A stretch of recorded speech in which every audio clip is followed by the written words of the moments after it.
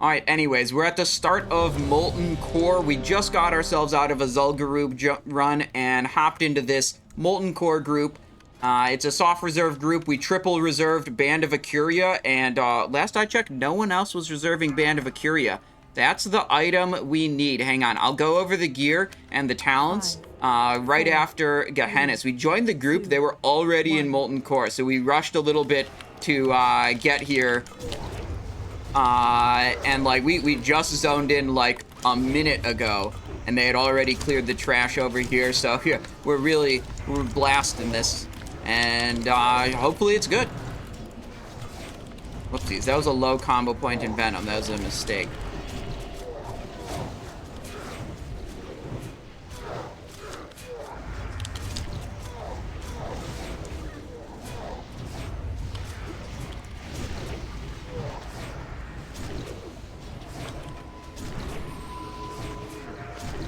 Trying to stay on the boss as best I can. I don't know if I got all the buffs I needed, because they probably threw out a bunch of buffs before I got here. We'll look at it later. Oh, there's no major armor debuff on the boss. That's interesting strategy. No Sunder, no Expose whatsoever.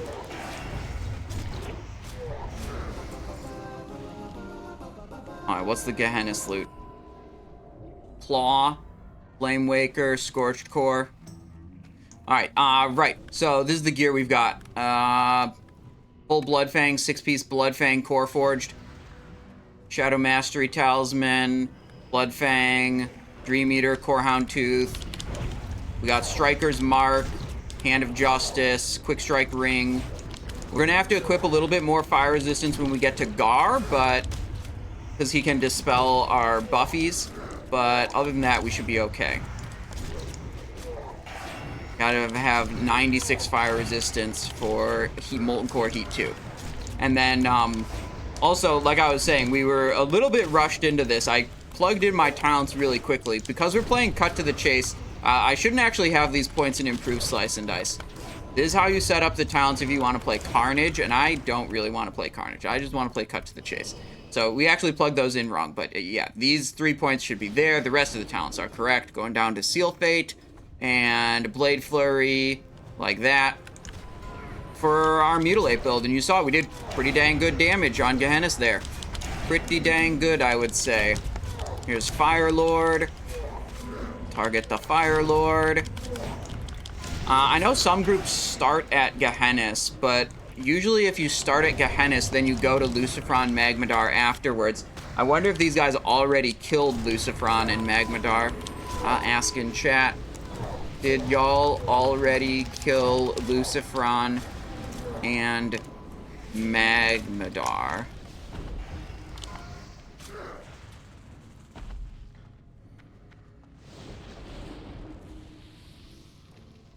Oh, no, they say no. Oh, I would have gotten a message that warns me to get saved to the instance if they had already done that. Yeah, that makes sense.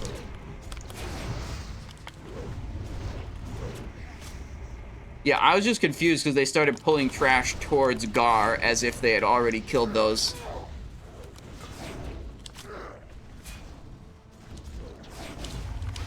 There we go. Okay, U-turn. Lucifron and Magmadar time. No, he's going forward. He's pulling more.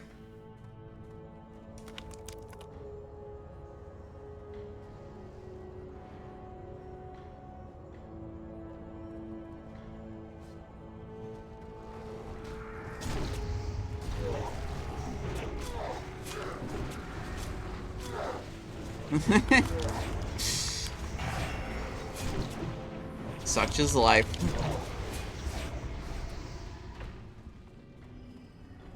Alright, now I think everyone's on the same page that they know we're supposed to head to Lucifron Magmadar.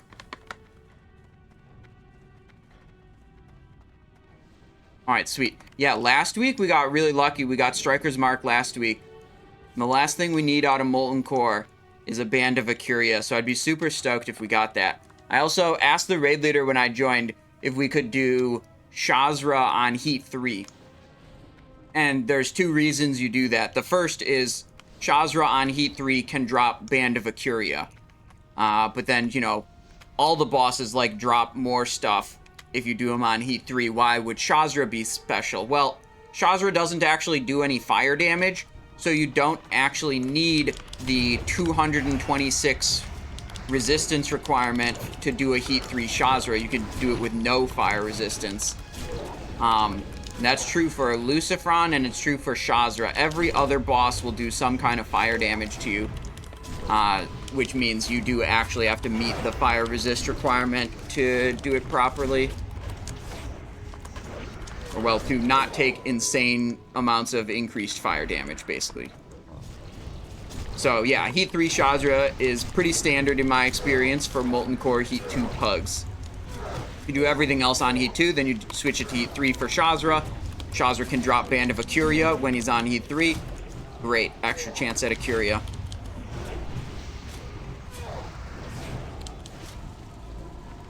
Oh, they said the reserves were locked and imported, so I want to take a final look at them. Band of Acuria, Simonize her. Look at these other reserves. Cauterizing Band, a bunch of tier pieces, a binding. But not a single other reserve on Band of Acuria. So, I mean, this is the run. This is it. It has to drop. Or else I'll never, ever get Band of Acuria. Literally ever. Okay?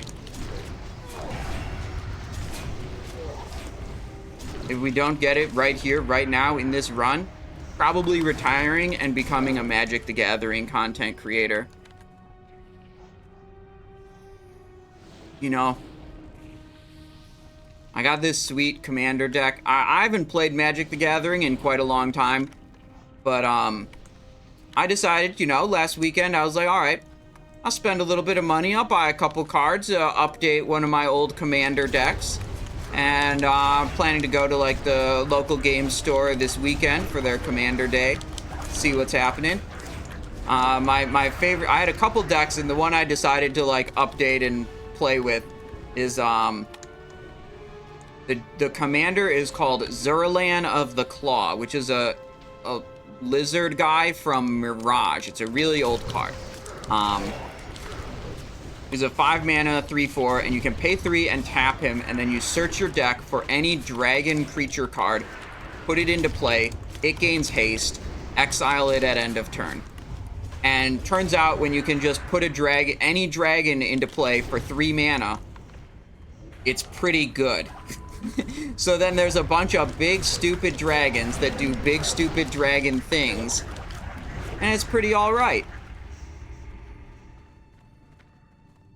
So I like that deck. It's because it's red, you know, the commander's red. You can only play red cards. That's how commander works. Pretty much everyone agrees that red is the worst color in commander. So in that way, it's kind of a meme deck, but fun to play. So I'm looking forward to that. All right. Lucifron. Probably pull 2 packs of dogs before we pull Lucifron here. Oh, I got something in the mail. I'm pretty sure it's some of the cards I ordered. Here I got a letter opener. Here I've got the letter. You can't see because it has my address on it, but I'm going to open it, and we're going to find out what's in this mail. You can see this side of it. See?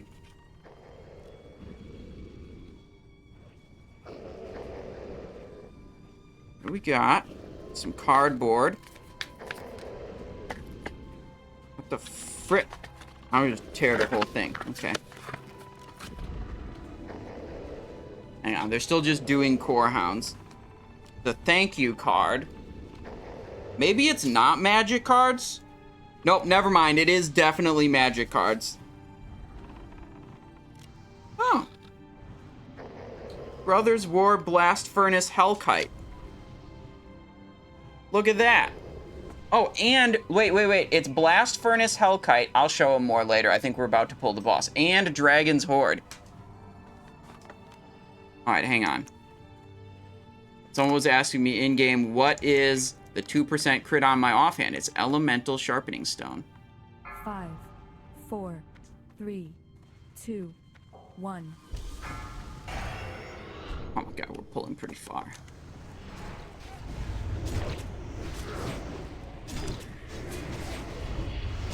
Whoa, vanishing?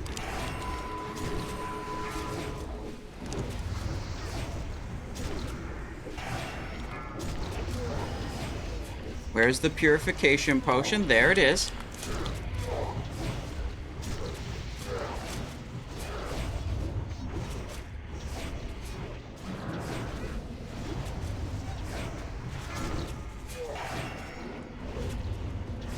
Not pressing the Blade Flurry because I'm afraid someone's going to get mind controlled and then I'm going to kill them with the Blade Flurry. Alright. Good boss kill. Have you ever been recognized IRL? Well, Stinkfist, the thing with that is, like, I would have to go places, like, other than the grocery store to get recognized IRL. So, like, I haven't really introduced the possibility for that to happen very much. So, no. I've never gotten recognized IRL due to my WoW content. Yeah, I mean, yeah, maybe when I go to the card shop, someone will recognize me. Because I'd imagine there's some overlap between Magic the Gathering nerds and World of Warcraft nerds, you know?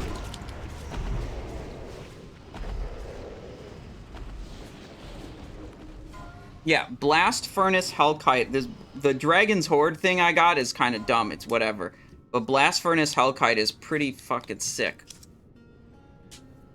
Get it out of the sleeve here. Alright, they're pulling some trash. I'm targeting Magmadar, so my core, my Honor Among Thieves rune just generates me some combo points. Look at this. Oh, come on, focus. I don't think it's gonna focus. Camera ain't gonna focus. Well, anyways, it's a big dumb dragon. And what it does is it says, creatures attacking your opponents have double strike, which means they hit twice. Basically do double damage. Which is really good. Okay, hang on. We don't have a fear ward, so I'm going to equip a greater insignia of the horde so I can dispel a fear. Ooh, that might actually be too late. 5, right, so 4, basically if I'm 3, sitting at a table with a 2. couple different people and, like, Alice attacks Bob with a bunch of creatures, then I can put a Blast Furnace Hellkite into play. And both Alice and Bob are my opponents. So then, yeah, look at this. I'm feared, but the trinket was still on equipped cooldown.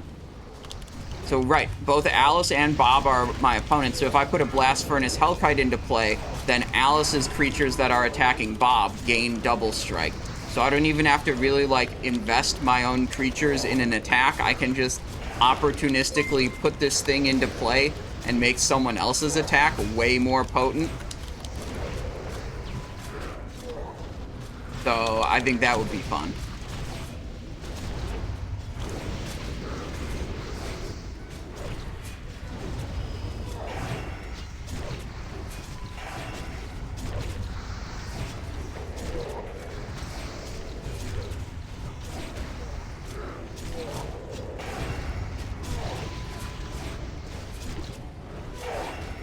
Alright, interesting strategy on this one, too. No major armor debuff on the boss whatsoever. What do we got? Oh, the strikers dropped! That item is so hard to get. But we already got it. We already got it.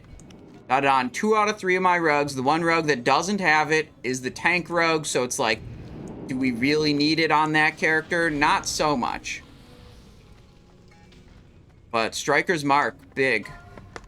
Who? Wait, did no one reserve it? The loot add-on usually says when someone reserved it, and no one, it's like, see, it says this got reserved, but no one reserving Striker's Mark in this group either? That's crazy to me. That's crazy.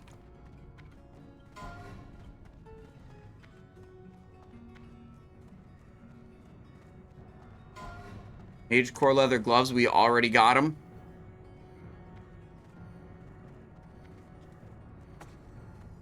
Quick TLDR, when to use poison knife.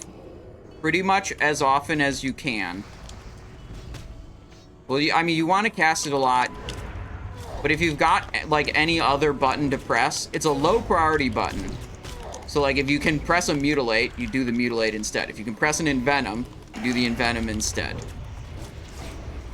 Kind of weave it between your other abilities. If you can get good cast frequency, you know, then that's great.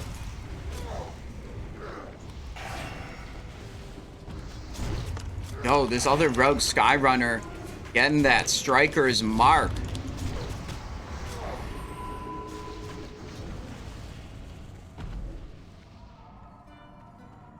He was asking me earlier what this was the guy who was asking me what the critical strike chance thing on my offhand was. I told him it was Elemental Sharpening Stone. Sent him another message. I was like, big rats on that Striker's mark. I can't believe it, dude. That Striker's mark had one person roll on it in the entire raid. No one reserved it. Like, that's... I've been in so many Molten Cores that have, like, 5 Striker's Mark reserves and, like, 8 Acuria reserves. For me to see this with no Striker reserves and no Acuria reserves is wild.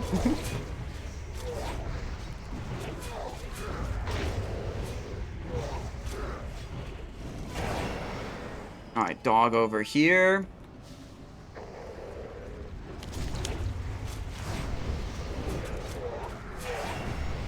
IH8 Olive says, Kuha Salami and a Bembe. What on earth does that mean? But, hello.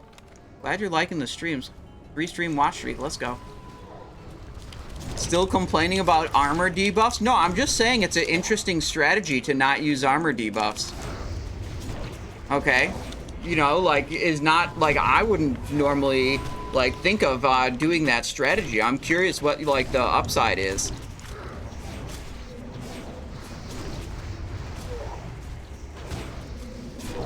You know, maybe they know something I don't.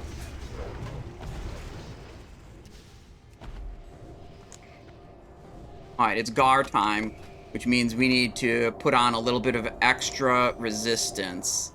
Just put, I don't know, 2 things on, and then it's definitely enough. Still have your PvP trinket equipped? That's why I need you guys. Thank you, that chap over there.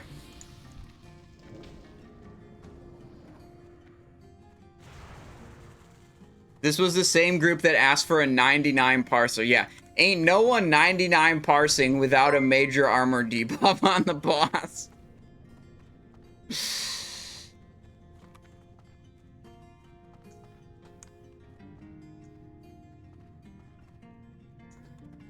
Alright, prediction. Oh shit, it's pulling. Okay, hang on. I was gonna put up a prediction for the binding drop, but it's time to blast now. Okay, we pulled already. Okay, we pulled. I'm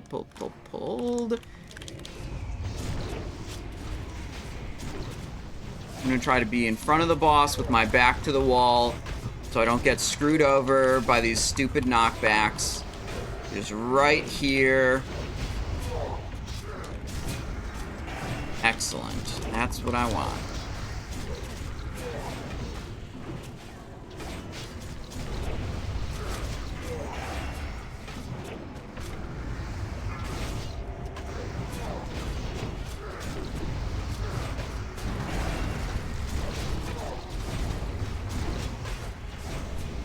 Okay, there's multiple people dead. Okay. They're saying the off-tank got no heals. So, the raid leader said nuke Garr is the strategy. Okay? And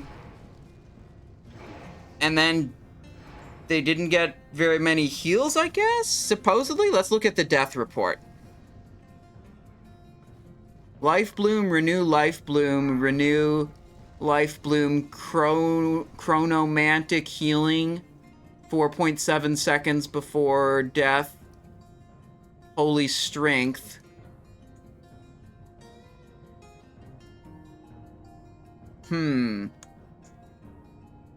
Yeah, I mean, there's the safe strat, which is like, you know, to kill the ads first.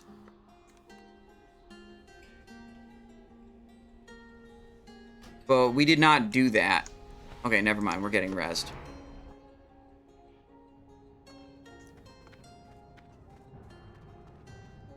Backing up, backing up. Now there's time for a prediction. And maybe instead of doing a prediction on will the binding drop, we'll do a prediction on how many people will die this attempt. Let's see. 0 to 2, 3 to 5, 6 or more. Alright, I'll put 5 minutes on the clock. Stream prediction is up. Get your points in. This attempt, that was a 5 or more. If it's a wipe, it's a 5 or more.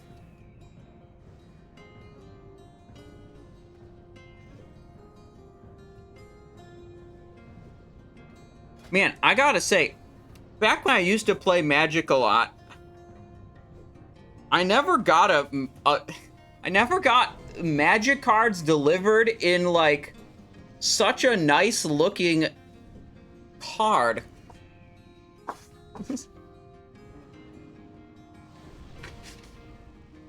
This appears to be handwritten on the inside. There's no identifying information. You could see it. Like, huh.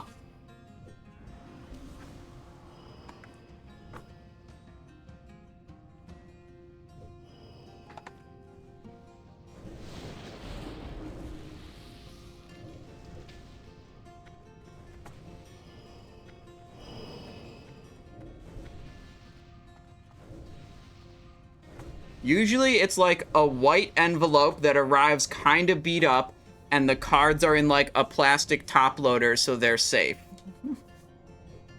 Oh well, whatever. I think they're doing same strat. Yeah, that's relevant information. If you're trying to make a prediction here. Let's look in raid chat. Take the most damage. Everyone but me. Okay, back to making bandages. They're going up from 3 healers up to 4. But I think we're doing the same strat.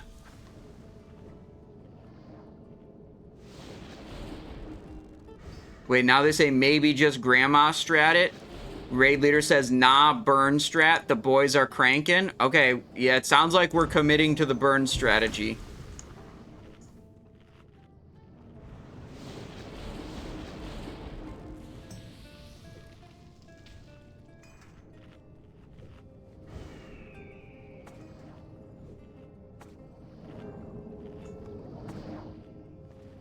Let's see.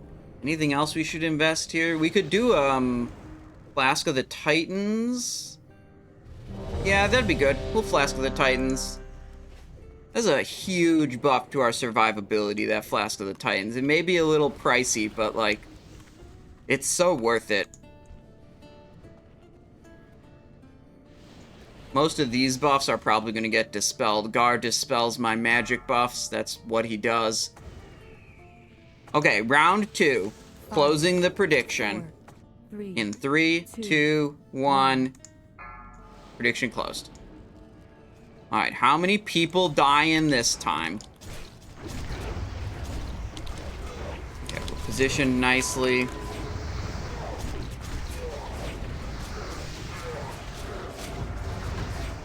Oh, still on the death meter. Here's the damage meter. Way more interesting, obviously. Uh-oh. That's some guy pulling threat. Okay. Really not a good thing to do on this boss that has such careful positioning. Really not ideal to pull threat like that. Vanishing, resetting my threat so I don't make the same mistake. I mean, I was looking at my threat meter, and then I reacted to what my threat meter was telling me, which is something that a lot of WoW players don't know you can do. I mean, they don't even know you can install a threat meter, I think. Alright, off tank is dead again. We're at 4 deaths, 5 deaths, 6 deaths. We maybe can finish the boss before the ads kill everyone.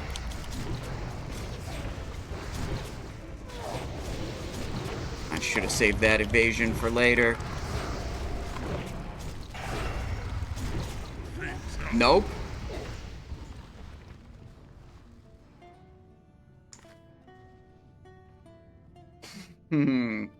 Unlucky.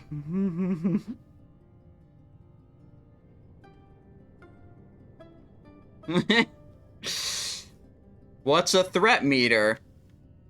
Yeah, I mean, honestly, we probably would have had it if the guy didn't pull threat. When you pull threat and the boss, like, runs around, you lose a lot of raid DPS. You know, it's really bad. And we wiped it like 8% there.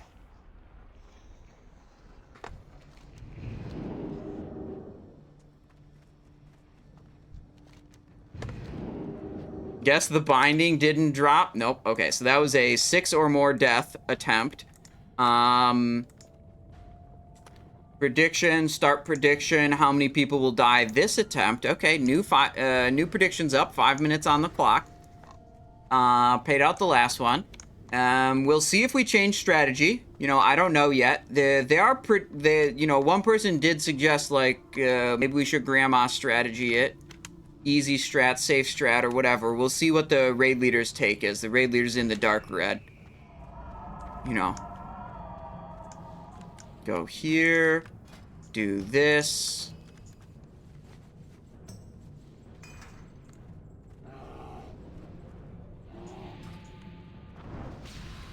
Do that. Just put on pain sup and roll externals. Okay, the problem with rolling externals is you need a coordinated sequence. If you, like, this person does it first, then that person, then that person, then that person.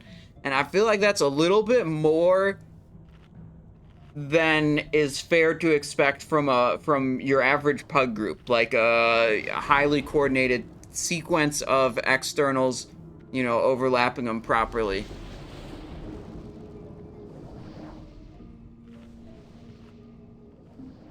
Grandma strat, my grandma kills this boss heat 3. Yeah, that's what someone in Raid said, not my words. I read them. You know, I would call it the dad strat.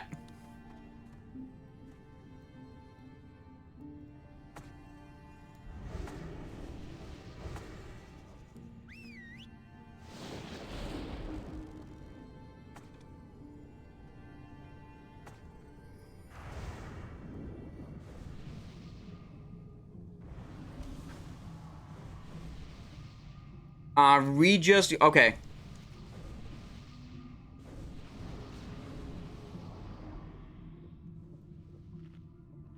They're saying kill, Skull X, then Garr. Raid leader's saying killing 2 ads, then Garr. Okay, that's the play. Make your predictions based on that. The raid leader has called the strategy at this point. 2 ads will be killed, then Garr. External is a term for other people's cooldowns. Yes, that's like a priest using pain suppression on the tank, or a druid using bark skin on the tank. Someone else's cooldown that gets applied to the tank.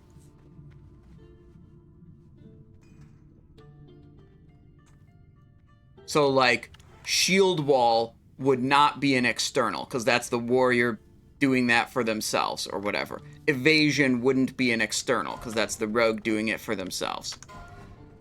So, like, if you had a really coordinated group, you'd have it where, like, the priest does a pain suppression right when the boss hits 75%, and then a druid follows up with a bark skin immediately when pain suppression ends, and then a second druid bark skins when the first bark skin ends, and then maybe the priest does, like, guardian shield or barrier, that's what it's called, after that. And you know, you have like 1 second of overlap between them, so you always have some external damage reduction effect going on. Okay, here we go. Probably pulling soon. That was a ready check. So prediction closes when the pull timer goes to 1, I guess. 5. No one is 4, betting that we're wiping. 3, That's impressive. 2, 1. No, wait, no, one person is betting that we're wiping. Okay, good.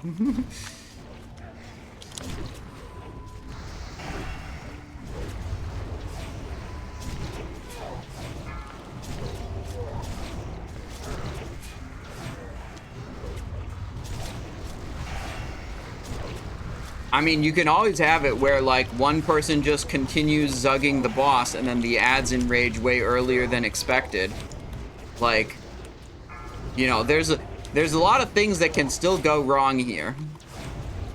Now, one thing I did wrong, I was intending to use a feint, yep, right before this dies, so I take reduced AoE damage, but that wasn't necessary because I just resisted the damage anyways. Full resist. Okay, Blood Fury, Blade Flurry, parried in Venom, obviously.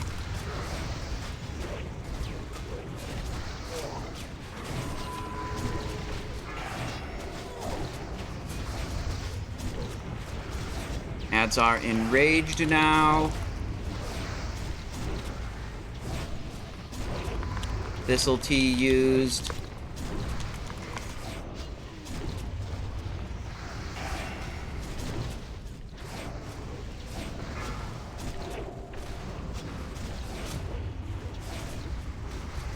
Waiting on some energy.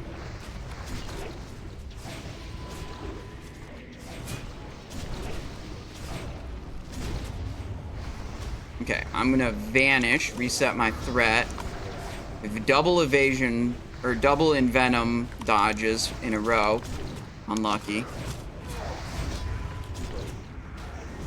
And we got it. How many deaths? 1, 2, 3, 4 deaths. And 0 bindings. Prediction, yeah, 3 to 5 deaths was the correct choice. 91% of you guys, by the points, predicted that. Alright, let's do a binding prediction for next boss. Will binding drop? Yes. No. If we wipe, it doesn't count. It's, you know, it's once we actually kill the boss. Alright, predictions up for binding. Get your points in. I know you guys are addicted to the stream gambas. Okay. I know. That's why I'm providing them for you. Nolly going with a change hat request. I got you. Let's go this one. Excellent. 4 tanks. Am I seeing that right? I don't know. I mean, these guys have the little shield icon on them, but, I mean, they marked me as a tank. I'm definitely not tanking. Yeah, I think those shield icons are erroneous.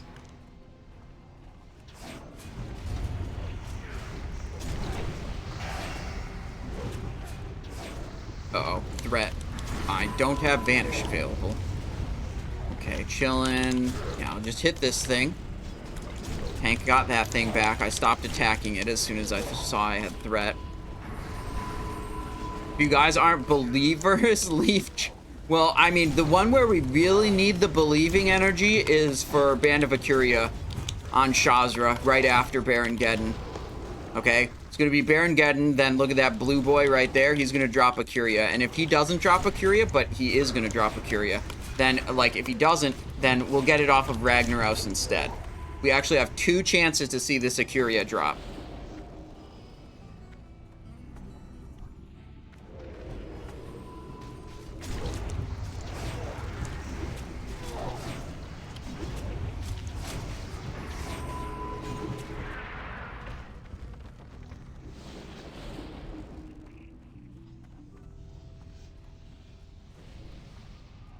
Thor says, can't believe you didn't want for me to come say hello. What do you mean by that? Yeah, I'm missing some context here, Thor. doing my dailies, saw you running by, and you just said, oh, on your Alliance character in Searing Gorge? Bro. They were already in Molten Core. I was rushing to Molten Core to get in here.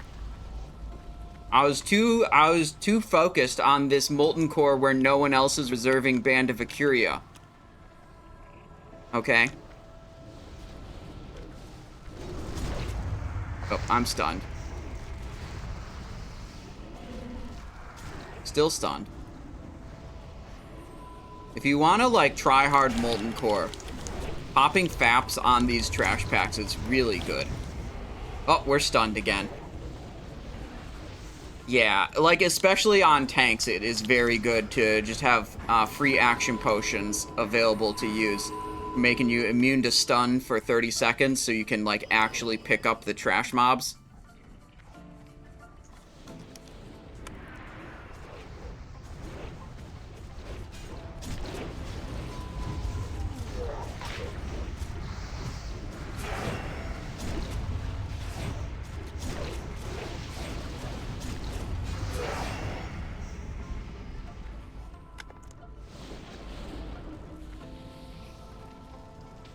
This thing's banished over there. Yeah, where's Baron Geddon at anyways, dude? Why isn't he just running around here all the time?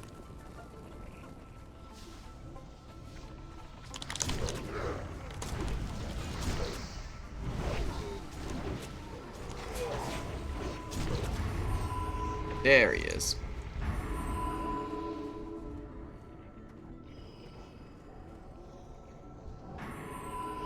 I was a little bit worried that he might have been too close.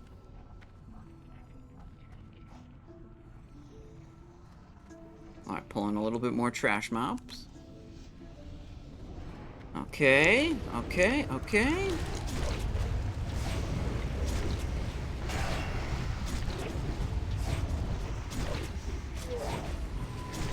Vanishing.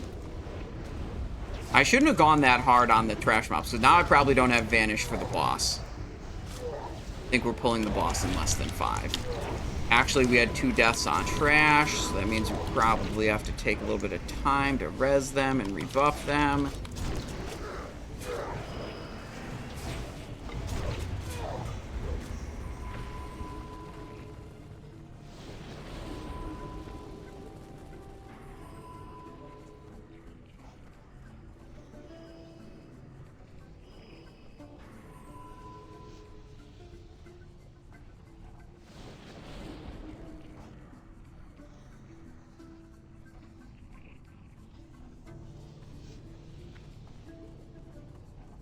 Wait, someone says here, I want to speed this up. Are they deploying a repair bot? Repair bot getting deployed? Yo! Let's go. Big repair bot. Eternium lockbox? We got that in, I think we got that in Zul'Gurub. We should open it and find out what's in it.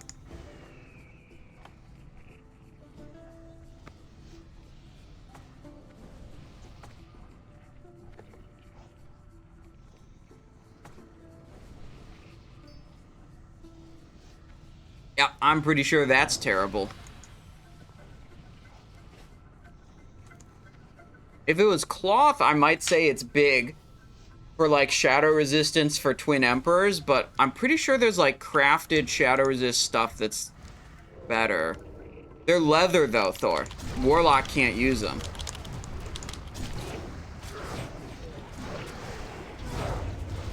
But yeah, like, if it was cloth, yeah, I'd say big also, but... like, who's gonna leather tank Twin Emperor?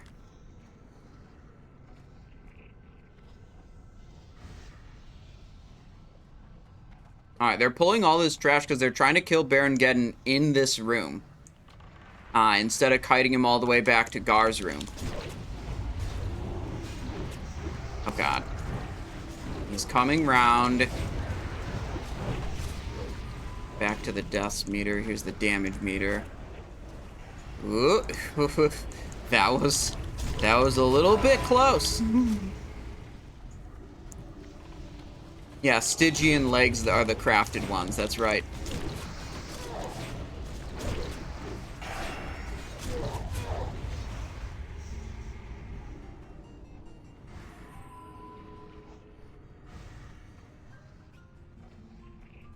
Okay, now that we're not doing Garr, we can actually pop some of these buffs that are magic buffs.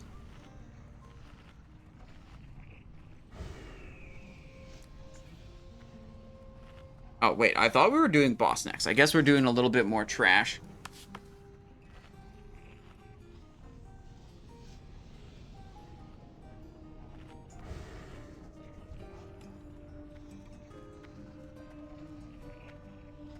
So we're going for a change hat. Okie doke. Hang on. Actually, fuck it. Got it right now. There's. There we go. Hat change fulfilled. Eviscerating there because I didn't have any occult poison, so I couldn't envenom. Alright, I'm not going to envenom that. My threat's too high. Just change target instead of ripping threat.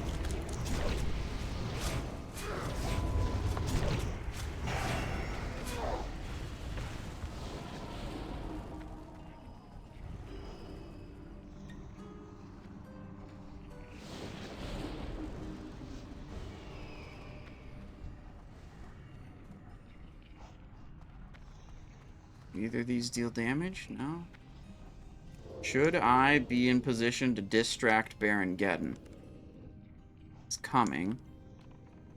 Let's see. Wonder if I'm gonna... Oh, no!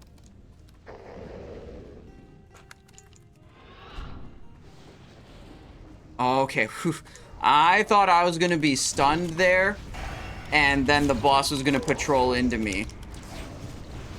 Ooh, okay, okay. Oh, that was a close one.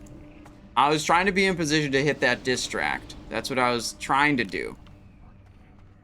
But it did not go well.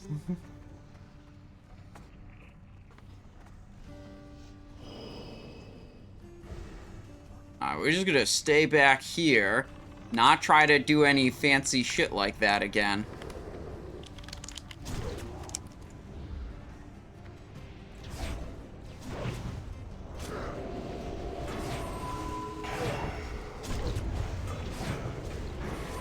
Alright, now surely we're doing Baron Geddon next at this point. We've sat here and cleared this room out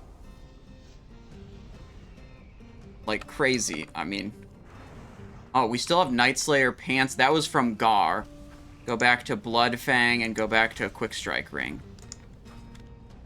Next loop, we move up. Okay. We'll pre-pop a fire protection potion. Our other buffs are looking good. We can do a Rumsy Rum for a little more stamina. Okay. Excellent. We're not trying to get the Thunder Fury, but, you know, whether or not the binding drops is just always hype as fuck, you know?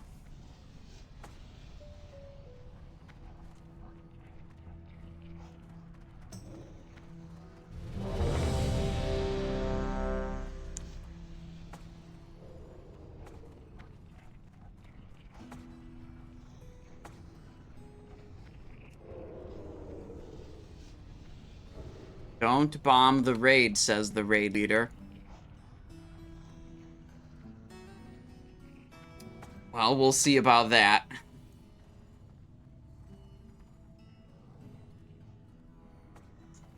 We're gonna pull that trash. Are we gonna pull Shazzrah? Kind of close to those trash mobs, I think.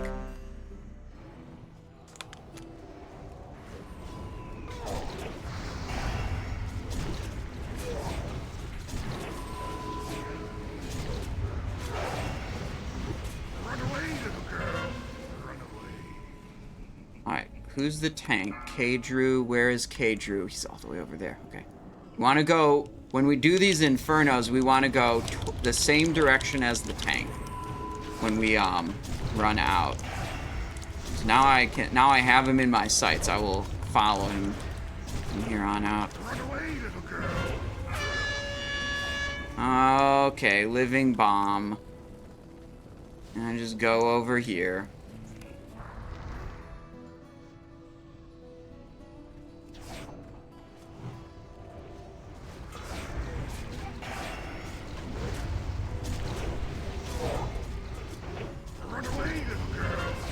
swear to God, gotta disable. Last time I got mad about all the stupid DBM alerts, I just disabled the add-on, and then, like, I needed a pull timer to be able to start pull timers, and then I enabled it again, and now I'm mad again, because there's just way too many stupid alerts in DBM that I don't care about. Run away, little girl.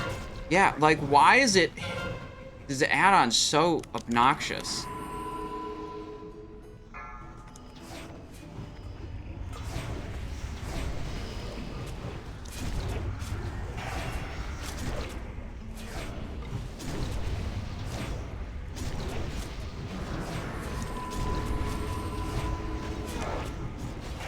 Run away, little girl. Run away. Where are we going?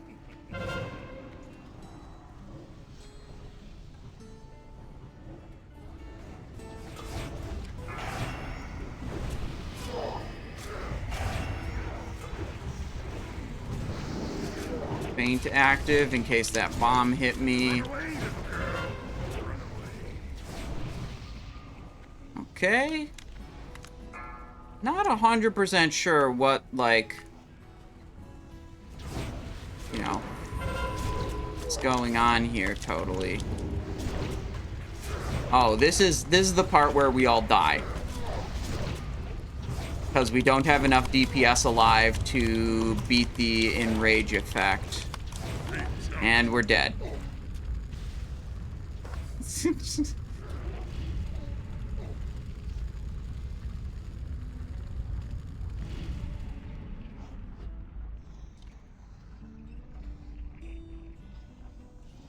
Alright. I gotta take a quick bathroom break. Hopefully one of them thinks it's okay to res me.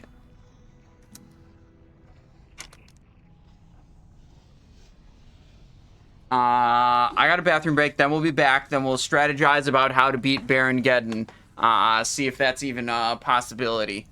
I hope it is, because if we don't beat Baron Geddon, we don't get to the boss that drops a Curia, you know? It'll be a problem.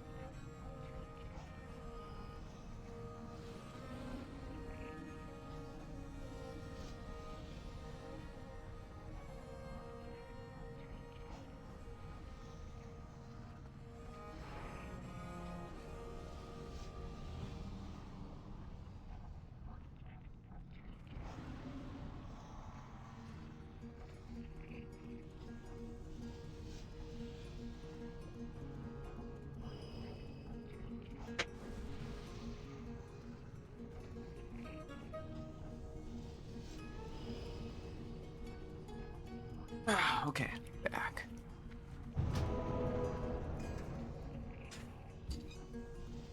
Alright, we did get resurrected. Excellent. Okay.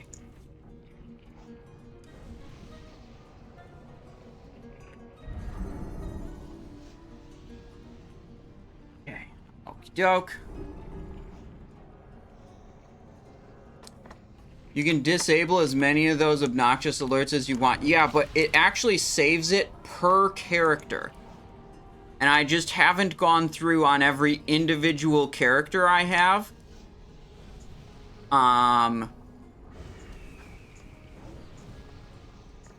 And disabled every single add-on on every single character. I think I did it on one of my characters.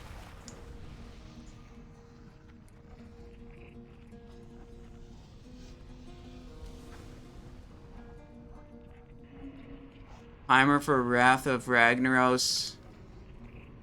Warning for Submerge. Timer for Submerge. Timer for Emerge. Timer for Combat. Oh, timer for Combat Start. That's like the only thing I want. And I don't want anything there. Do I even want the Wrath of Ragnaros cooldown? I don't think so. I don't care about that. Okay. How do you feel about a rogue named Kaivu? Is he bald? He posts on my Discord a lot, and he's pretty cool. That's what I think. I have no knowledge about how many hair follicles he still has. So, can't comment on that front.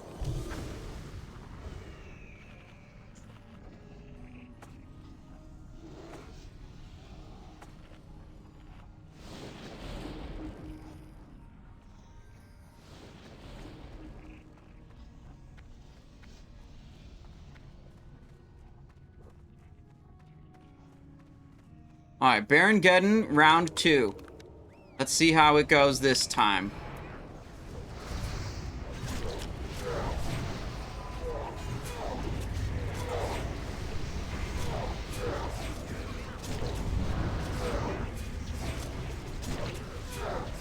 Where's Tank? Where's Tank? It's here. See there? We're much closer to the tank. Ooh, pulp poisons fell off. That was bad. So we were able to get back into melee and start DPSing again. Wait. Oh, no. Oh, good try.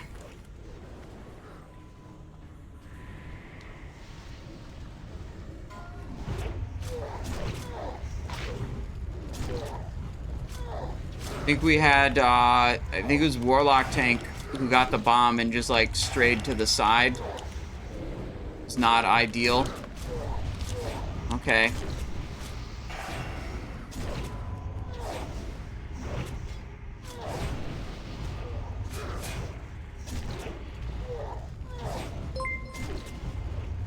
Oh, we're dead.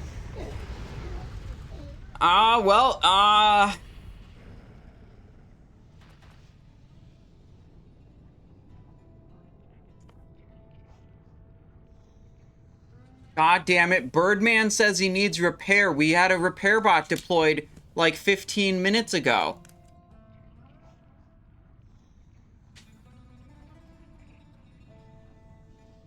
Yeah, I mean, I don't know. I don't know why it needed to be pushed like so close to those other mobs. We cleared out all this room and they're like, okay, we have to pull it from here to exactly here to super duper giga min max the amount of area we take up. And it's like, I don't know, that just seemed like it introduced the possibility for this exact circumstance.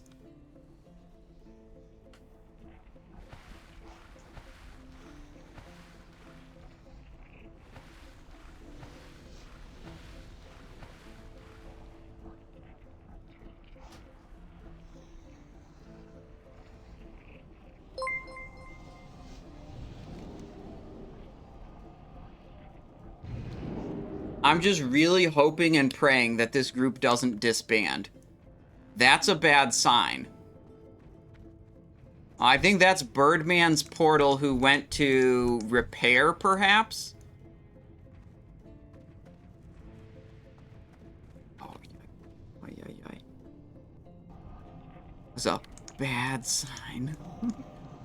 How many other people are in Orgrimmar right now?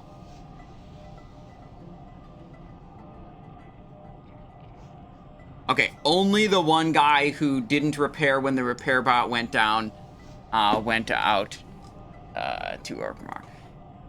We're having a little bit of an issue here with, we only have one person clicking the summon portal.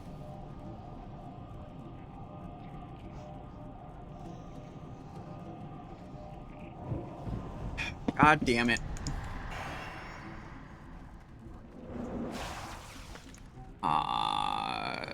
Shadow protection potion? Bitch ass motherfucker running away now.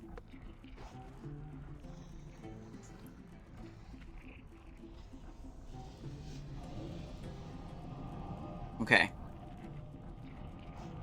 Classic players make... John Nurse says, classic players make every raid look like a retail mythic raid.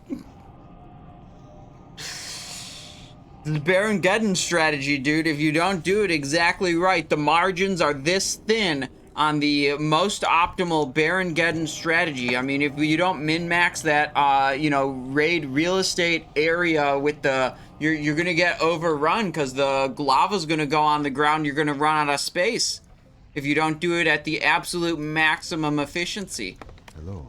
Be careful.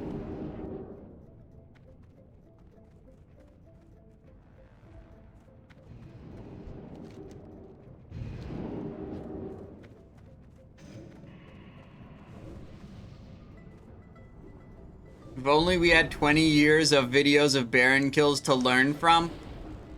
Yeah, I mean, that'd be wild. It would be great if we had that. It'd really probably help out.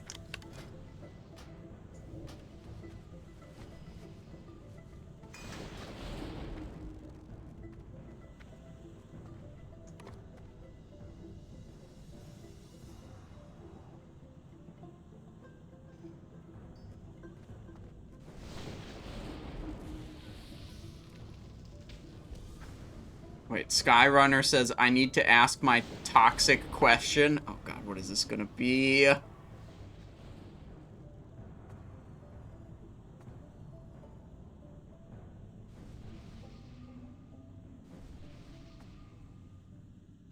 Wait, that's exactly what I was saying. He says, what? Why the fuck if we spend 20 minutes clearing the entire room, do you move the boss right next to the trash? Yup. That's what I was saying.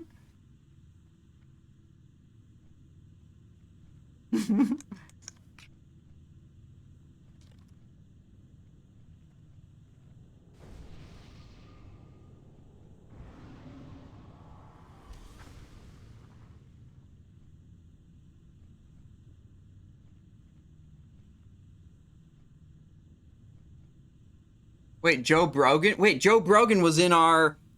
He was in our, Solomance group, too, I think.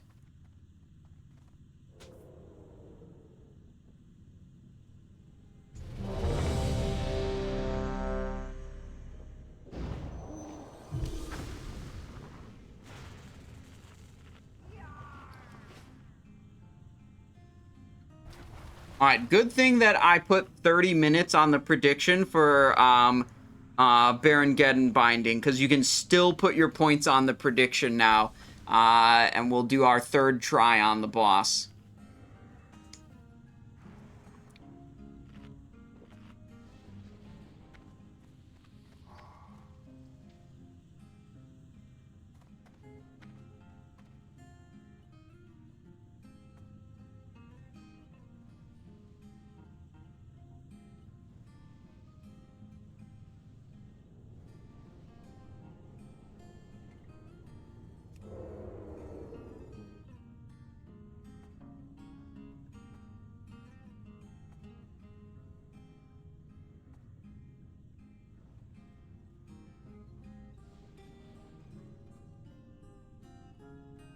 Thor, don't... Thor saying, what the fuck is going on? Don't worry about it. Just actually, don't worry about it. It's fine. Where's the nearest trash mob? I'm just trying to anticipate what's gonna get pulled. Trying to look around the room, see where the trash mob is, because wherever the trash mob is, like, that's where someone's gonna run to it. Probably.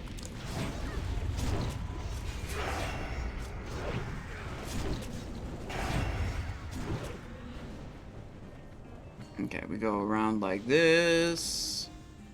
Over to here.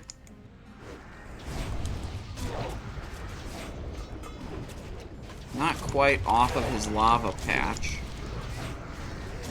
Move him a bit more, and then the melee would have more room, or like be able to attack from behind. There's really like min-maxing the like area of the Inferno, like to the extent that it's detrimental, right? Like it wasn't moved far enough off, and it looked great. So now like these two lava patches, they overlap, so they take up less, you know, they remove less area from the room. But like that comes at the cost of like the melee weren't able to attack from behind there, so they did less damage. And it's just like, we got all this room here. Oh, shit. I just go right here, and watch this, watch this, watch this. Boom, snowball myself. See, I'm back on the ground, and that guy was still high up in the air. Oh, he's doing Inferno. Living Bomb. That guy's got Living Bomb. He's blinking away. Nice. Waiting for someone to Living Bomb the entire raid and see what happens.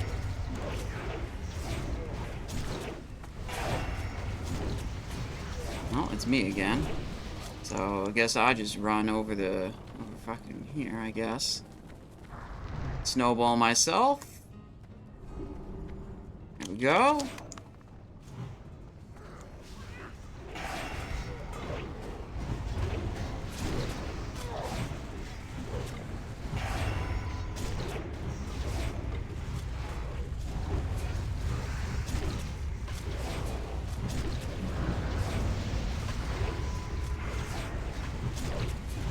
Can we do it? Oh my god, we beat Baron Geddon. And submissions. Toep, Fiery Core, Flame Waker, Double Incandescent, no binding. Okay, but now for the real prediction. We go here, we go no assistance.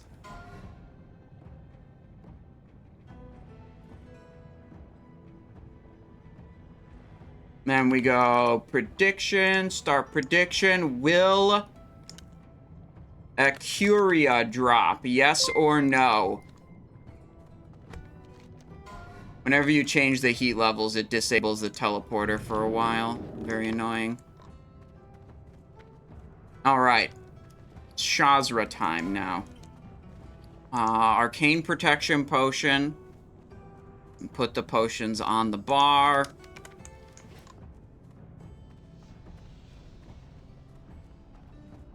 Alright, a Curia prediction is up. This is it. This is for all the marbles, except for if it doesn't drop right here. It'll just drop from Ragnaros if we beat Ragnaros, which at this rate is now questionable. You know, before, you know, whenever I join a Molten Core group, I start with the default assumption that like it'll be fine. We'll definitely clear Molten Core. Big log damage.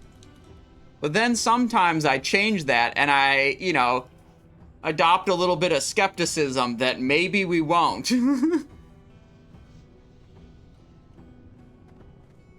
Oh, Warrior disconnected. Okay, we gotta clear some trash. Make use of this time. Galliardus coming in with a Prime Gaming. Thank you very much for your support, Galliardus. I appreciate that, and I hope you're having a great day. What's the name of the Rotation Helper add-on? There is no Rotation Helper add-on. No, nothing telling me explicitly what button to press.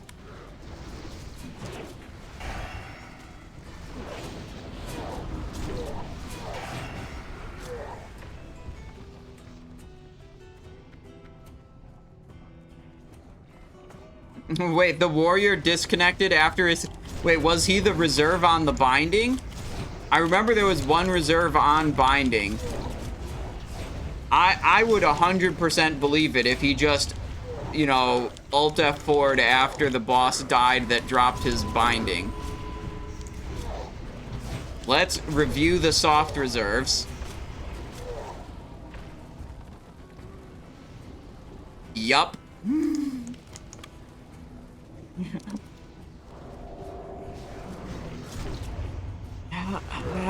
Yep.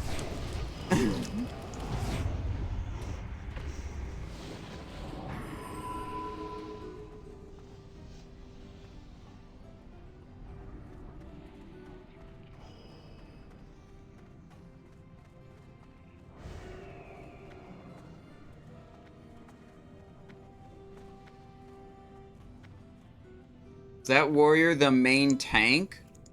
I don't think so. We had Warlock, Socks, and Druid K-Drew tanking. So we didn't, like, lose a tank. And, like, if it was, you can't say that. I'm just reading the guy's name. What do you mean? It's very clear what I'm talking about here. Look, the guy's name, it's on the screen. He's the tank. I'm reading the guy's name. We'll see what YouTube says when I upload the VOD to YouTube. If it gets demonetized.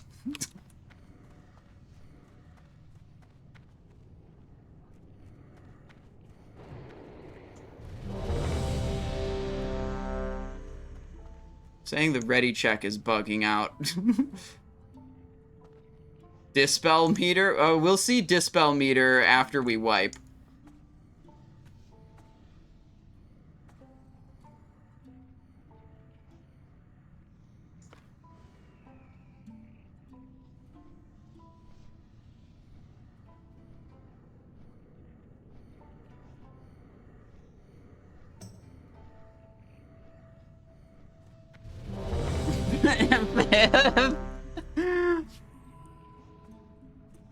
Alright, I think we're going.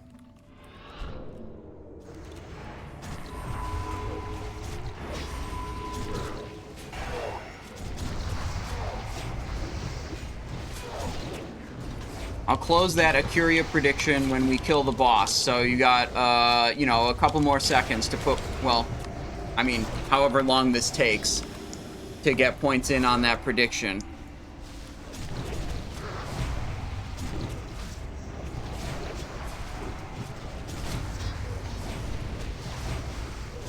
Still have Curse. Okay, Curse removed.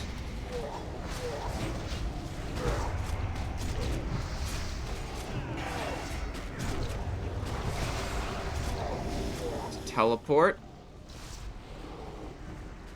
Barrel charge. Kill Cow Bean, unlucky.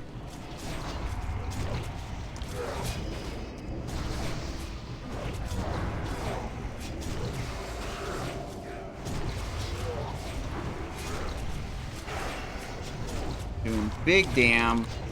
Whoop. Every time he teleports, there's a threat reset, so I always want to throttle a little bit. Be careful when that happens, because I don't want to rip threat and die. Because once I rip threat and die, I don't do very good damage, because I'm dead.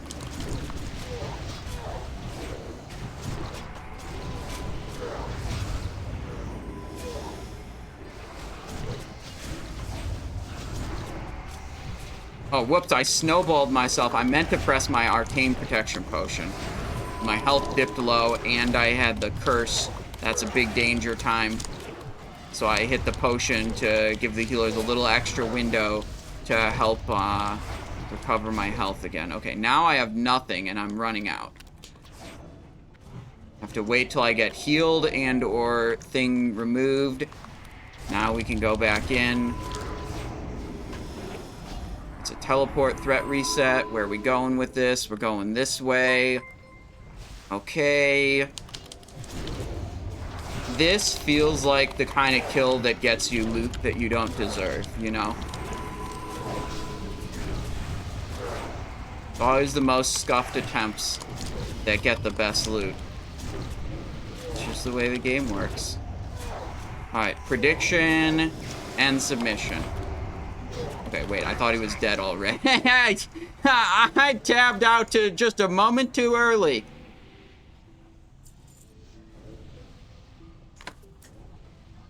I tabbed out to close the stream prediction because I was like, he's dead for sure. Not quite dead. Now I don't even get to see the loot.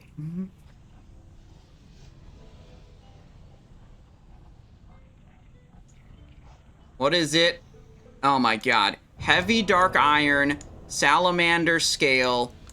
Oh my god, it's fucking over. It didn't drop. It didn't drop. Oh no. No. No, we're never gonna get Band of Acuria unless it drops from Ragnaros. If it drops from Ragnaros, then we can get it.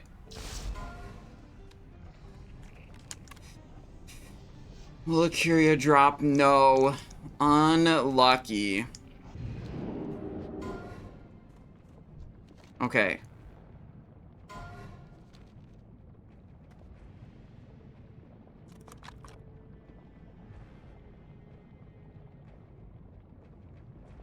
Okay, let's review the Dispel meter.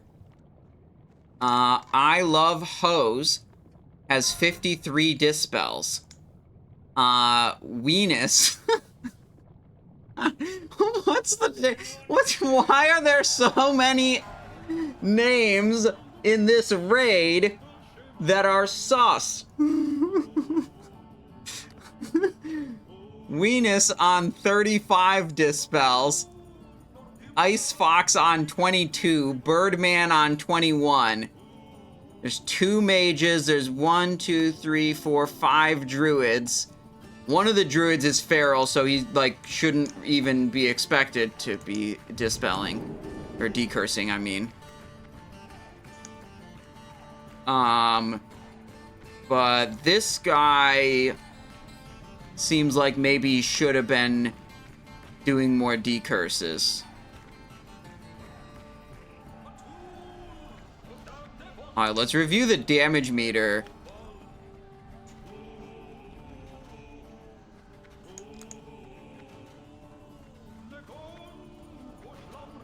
Yeah, I'm gonna go with Zura's 792 DPS was contributing less to the raid than he could have been if he was just spamming decurses. Like 100%, that's not very much damage.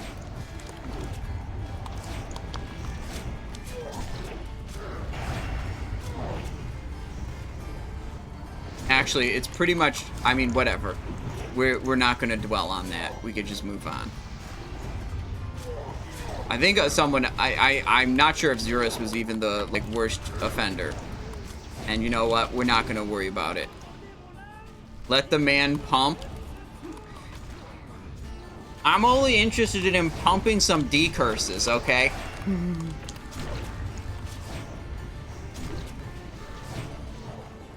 That's what I'm interested in.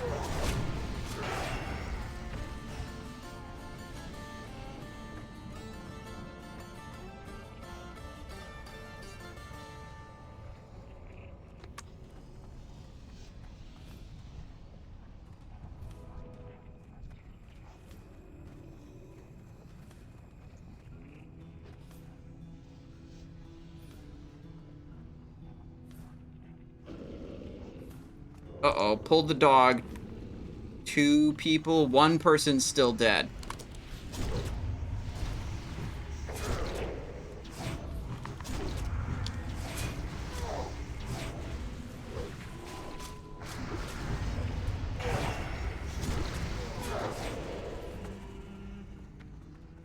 Mutilate or backstab, what makes more damage? Whichever one you have better gear for.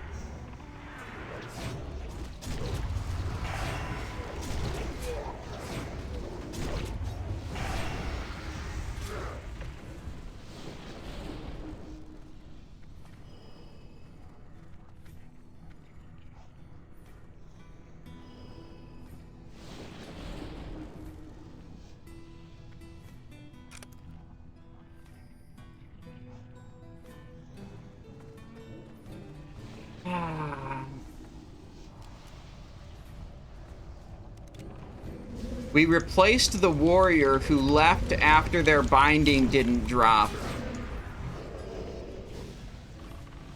And the guy we replaced him with is reserving a Curia, so this is no longer a raid where I'm unopposed on a Curia. It's gonna drop off Ragnaros now, and we're gonna lose the raid to the guy who replaced the warrior who left after his binding didn't drop. That's 100% what's happening now.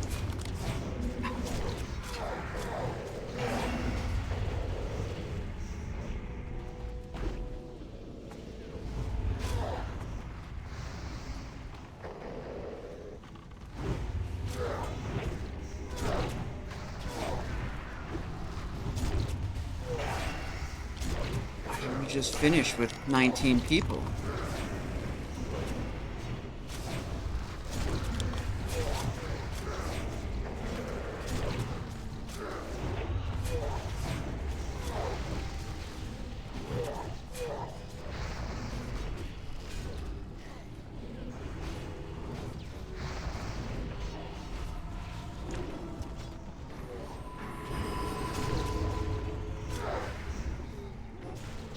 Okay. Same guy, switched character.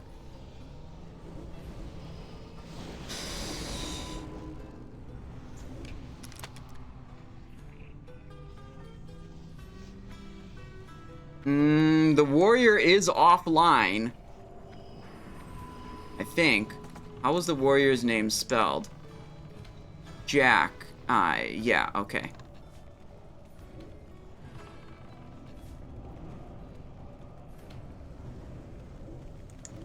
Oh well. So, I mean, it could be the same guy. That's possible. Walking in with a mustache and you know, unusually large glasses.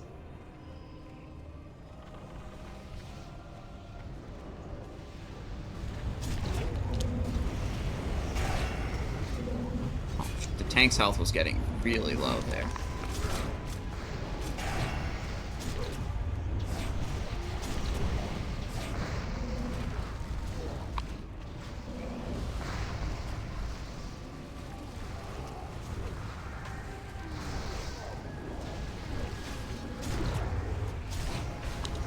Okay. Blasting these mobs. We're close to the end here. And then my anticipation is now like higher than ever. About like I was vibing through this raid, and then we got the replacement. 3 bosses from the end reserving the same item as me. Oof.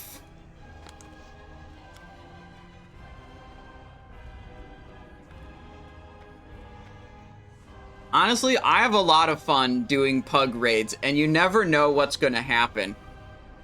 You know, like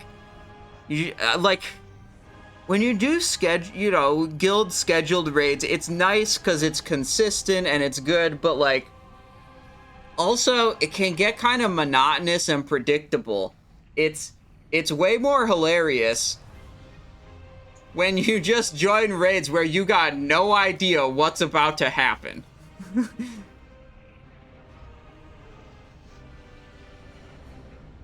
I think they said the new person only got 2 reserves, and it's been a 3 reserve raid. So, Scrub Nuba joined the raid. Gotta head to a bank. What's your 2 SRs? Scrub, 2x Acuria. So, we do have 3x Acuria reserves. So, like, it's still 3 to 5.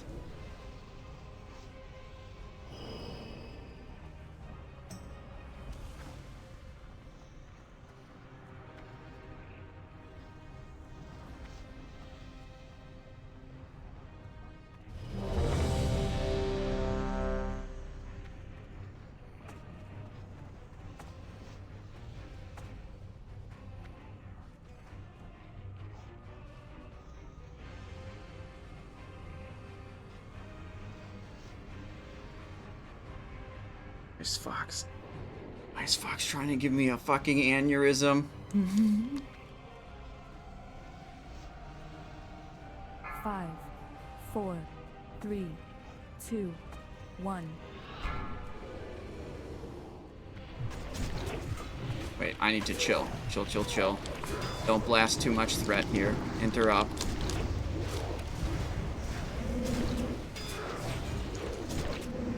Should have equipped Sandstorm card. Not really too worried about it.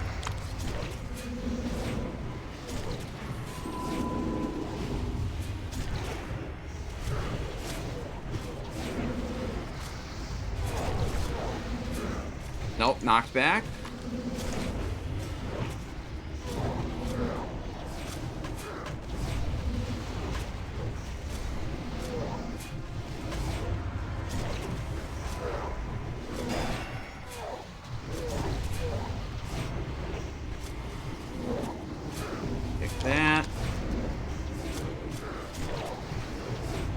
Square just got off a cast.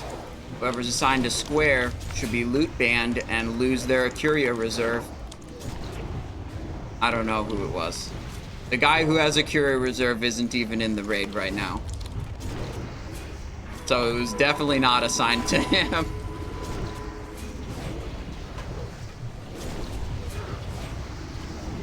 Interrupted. Holy shit. Are we, like, the boss is still above 50% health. Are we, like, not kicking anything? Am I, like, is my target the only one getting interrupted or something? How is the boss's health still so high? Okay, that's another heal that just went off. Again, not my target. I need a shadow protection potion. Taking way too much damage from these shadow word pains that aren't getting dispelled.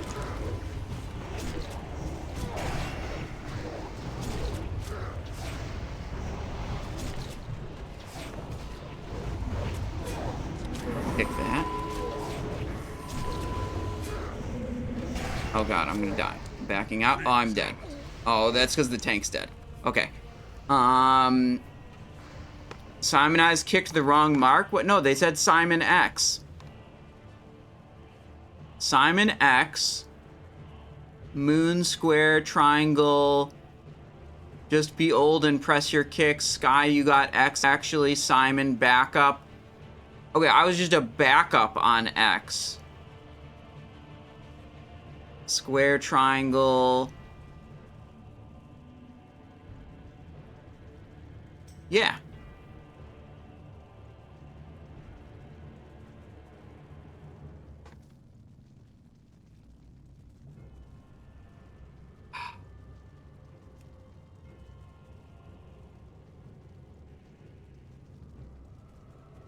I'm only here because my bindings didn't drop. Can your stream stop ratting me out, please? My alt needs gear. Oh my god. Oh my god.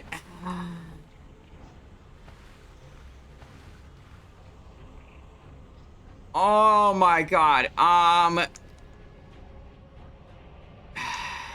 don't even know what to make of this.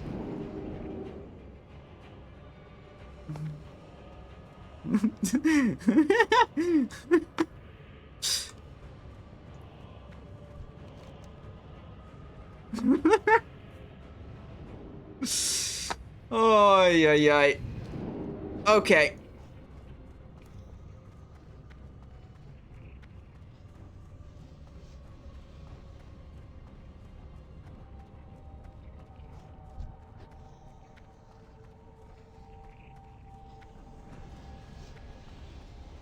All right.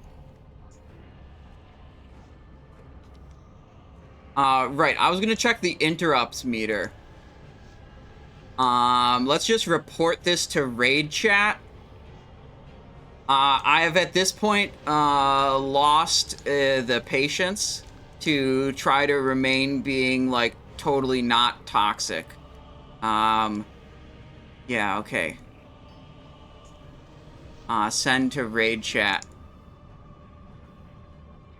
Wait, someone else did it at the exact same... Someone did it at the literal same time as I pressed mine. Look at, they're one after the other.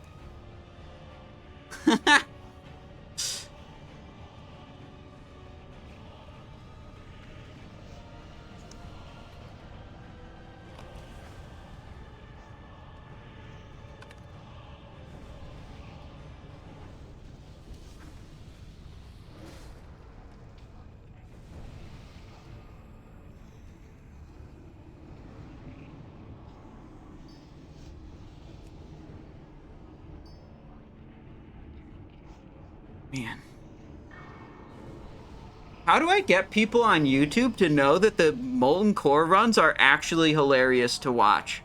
Because the Molten Core runs always get less views than the Blackwing Lair runs, you know? Like, this has been one of my best raids this week. It's 100% going to YouTube.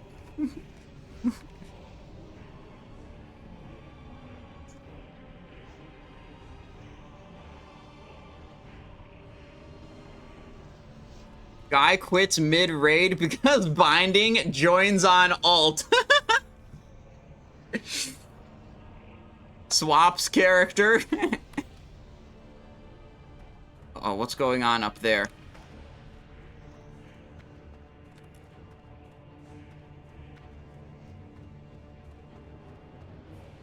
Surger, okay.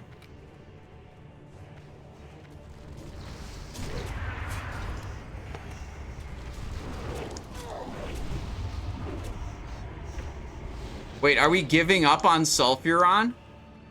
Wait, are we? Wait, no, they say they're going to get some trash while he pulls up. Plug pull, let's go.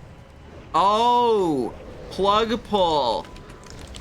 I see, yeah. Okay, someone just disconnected.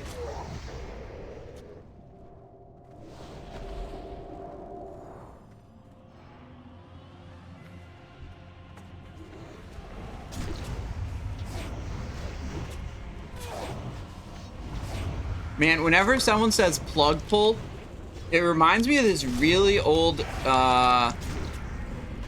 Dota video, Defense of the Ancients, when Dota was still only in Warcraft 3. There was this guy called Cow Sauce, Kowsausce. Right. And he made a couple of really funny Dota videos with like really good editing, sound effects, like they were great. And basically what he would do is he would join random Dota games, sometimes with some of his friends, co-conspirators, and he would just troll the people in the game, like griefing his own team and stuff. And like, yeah, I get it, it's kind of bullshit when that happens in a game you're participating in, but when you watch it and see the other people's reaction, it's really funny to watch. And he made one of them, and he titled it, Goblin Techies and the Temple of Plug Pull. And he just clipped together a bunch of highlights of detonating a bunch of landmines from techies on people, and then they immediately leave the game after dying to the techie mines. And he just got so many clips together of killing people with techie mines and them immediately leaving the game. Oh, it was so good. Let me see. We had some questions in chat. Sakix Wow says, what the weak aura or add-on you're using for rotation? You can see all my add-ons and weak auras. They're listed on the Discord. There's no add-on or weak aura that is explicitly telling me what the next button I should press is. There is an add-on or weak aura that is just showing you guys what buttons I am pressing.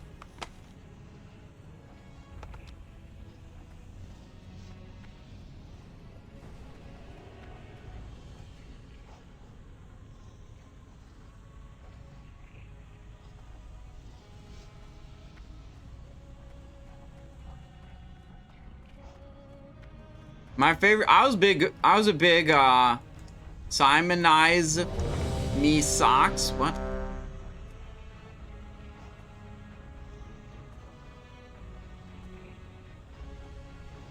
I don't know what this means.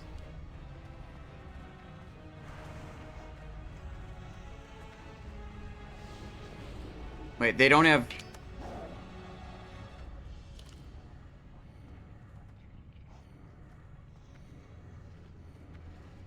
The markers are gone because the boss despawned. I guess. Oh yeah, we can equip the Sandstorm card now. Now that I remember that. Oh god, we got another priest. Oh no, they're gonna reserve a Curia also.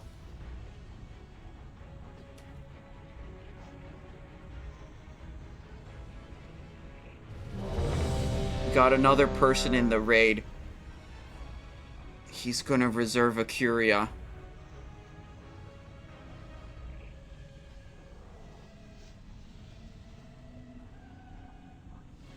Okay, he did Choker of the Fire Lord.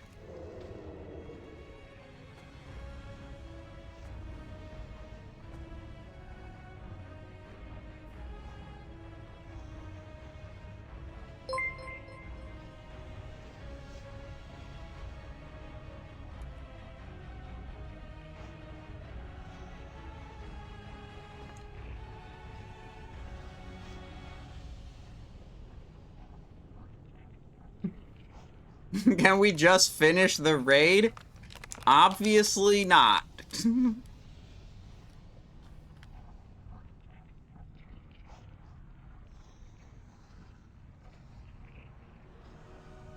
Report CTM to Crusader Strike Discord. Oh, K-Drew's in CTM. I didn't see that before. I was not sure if this was like some other people were saying like mentioned CTM guild before, but I hadn't seen too many CTM players in here. The raid leader is from CTM. CTM is another like parse-oriented guild. They're pretty good. They weren't as good as standards though in Molten Core. Standards wiped the floor with CTM in Molten Core phase. Just saying.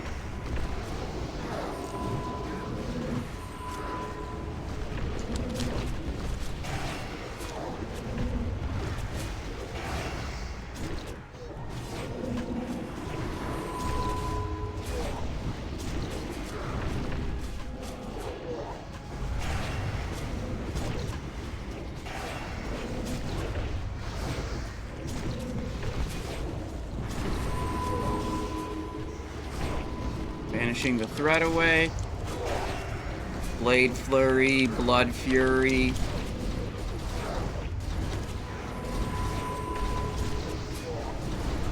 Kick.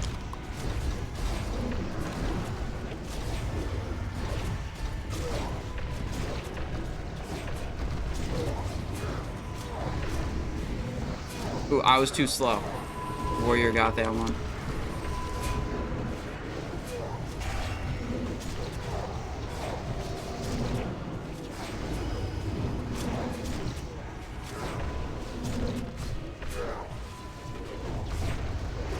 Yeah, I think CTM's generally outperforming standards in Blackwing Lair, but dude, the standard, they haven't gotten to their final form yet, okay? Trust.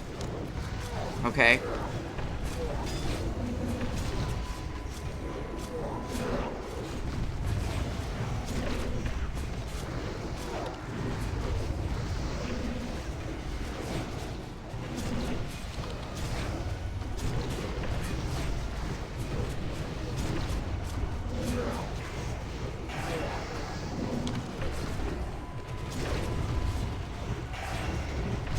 No more Crimson Tempest. Yo, we defeated Sulfuron Harbinger. That's crazy. That boss is so hard.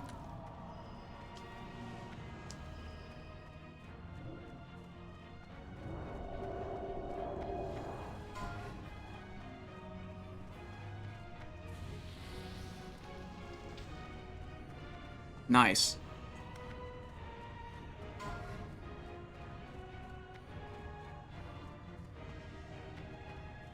Wait, democracy it? What is getting democracy?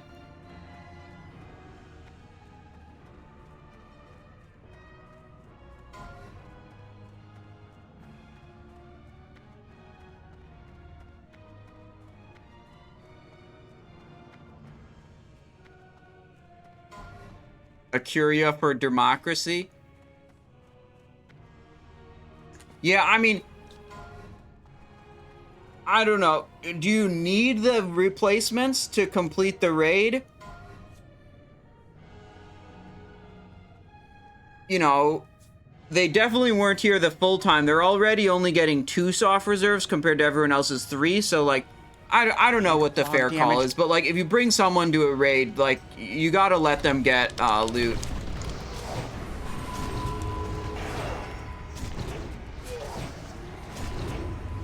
I would have just, like, not replaced anyone because I would have assumed you could just clear it with, you know, 18 or 19.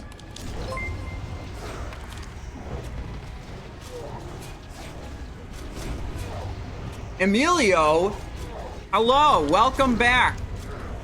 How's it going? Hope you had a good stream today, Emilio. We are in the middle of a Molten Core. We did a Zul'Gurub Pug earlier. Molten Core time now. We started this raid. Here's the drama. Welcome, Emilio viewers. Here's the drama that's going on in this raid. And I love it. Personally, I'm all for it. Drama makes Molten Core interesting. We started this raid, and I was the only person soft reserving Band of Acuria. Okay? And then we killed Baron Geddon, and the warrior who had reserved Baron Geddon binding, left the raid because it didn't drop. So he's just like, fuck this raid, I'm leaving. And then he got replaced. We got a fill-in of someone else. And the person who filled in, you know, halfway through the raid is now reserving Band of Acuria. And then someone else left and got replaced a little later, right around Sulfuron, and he got replaced with Geddon, who wants to reserve Choker of the Fire Lord, which is someone else's reserve, and they're kind of PO'd also that, like, you know, they suffered through this entire raid, which has PS wiped multiple times.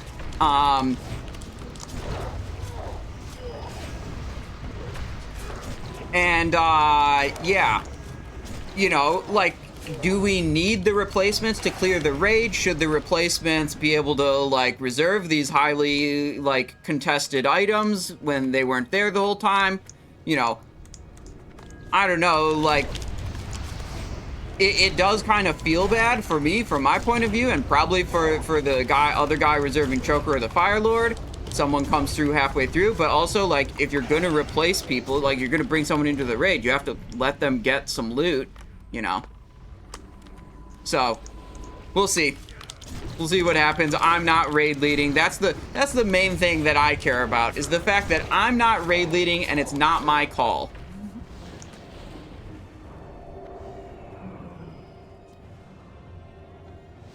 Alright, Baron, Golemagg, I mean. Nature Protection Potion.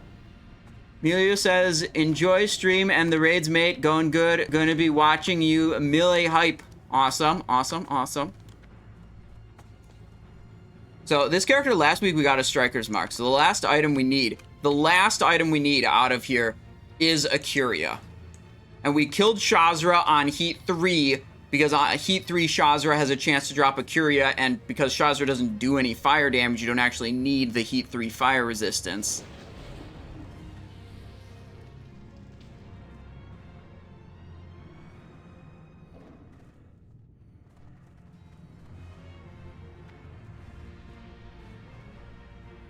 Alright, we lost another person.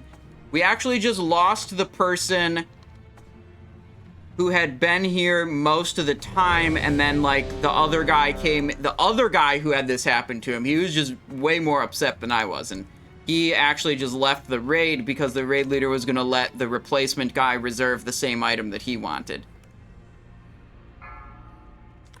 Also, wait, the last juicy bit of drama context that you need is, some people speculated that the Feral Druid who came in to replace the disconnected warrior was actually the warrior's ult.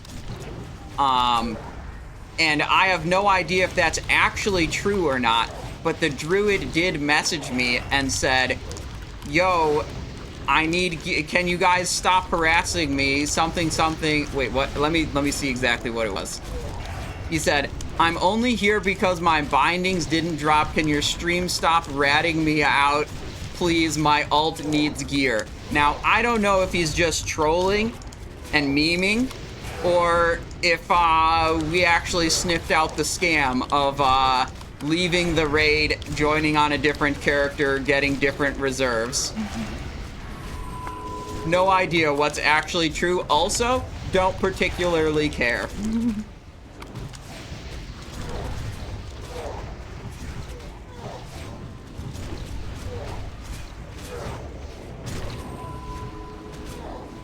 Alright, boss is dead.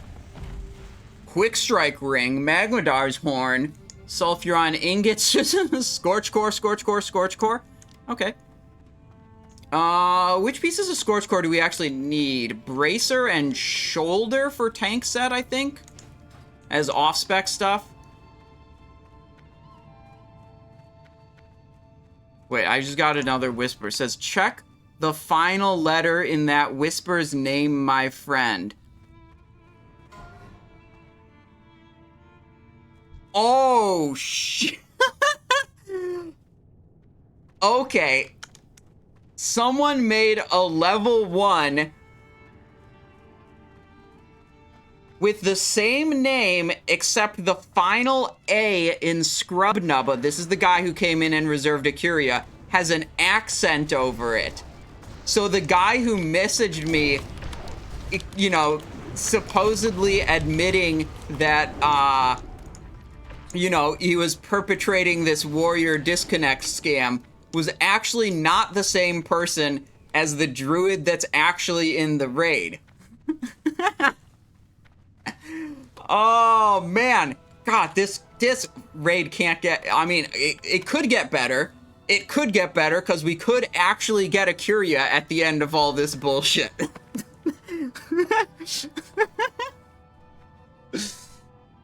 Oh, yeah. Okay.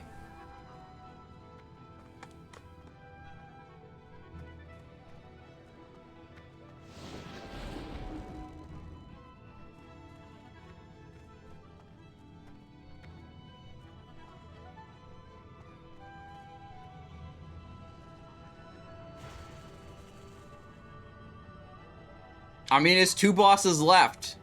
Oh, yeah, we're staring at this thing, and no one dows. We're just... I was too distracted. I wasn't even thinking about, like, why isn't the boss there? Whatever. Don't worry about it. Let's put a prediction up right now. Will a Curia drop?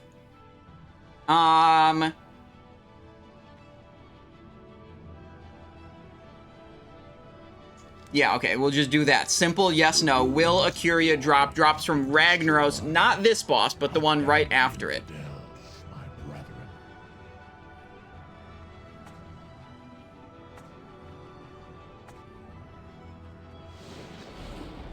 How's the raid been today?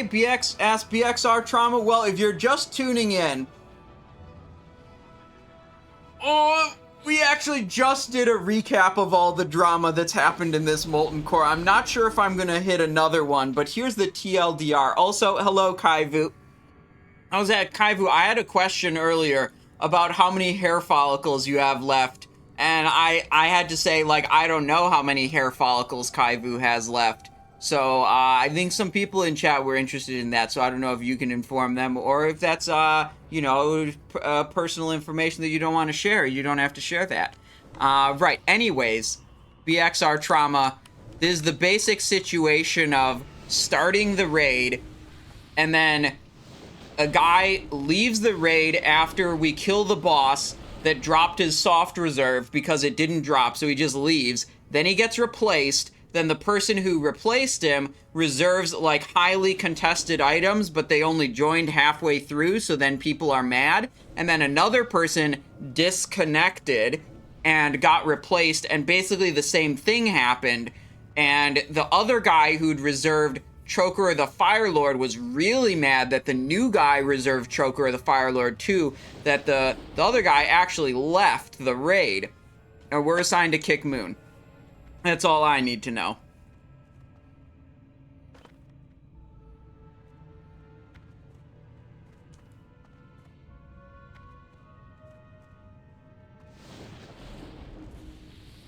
Also, some of the magic cards that I ordered today arrived. Look at that. Blast Furnace Hellkite and Dragon's Horde. Sweet.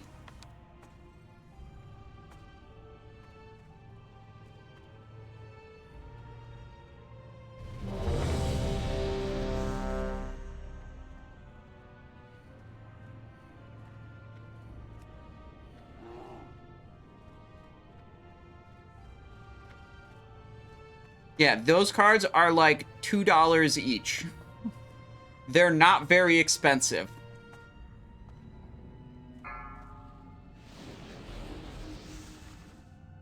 Five. All right, here we go. Baron get Majordomo time. 1. Reckless mortals. None may challenge the sons of the living. Okay. Throttling, because I don't want to rip threat on this mob. Okay, now we'll start up a bit. Okay, vanishing. Teleported. Yikes. Where's my mob even? There it is.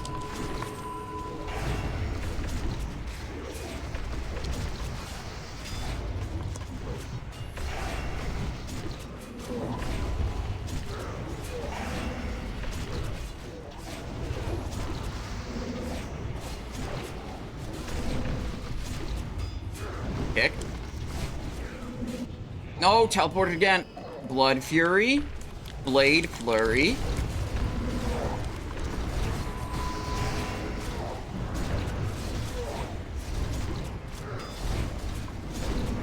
Kick. Big Envenom right at the end of that Blade Flurry. Oh god, I have too much threat on this one. I cranked too hard. Suffering from success, like DJ Khaled. It's just the way it is.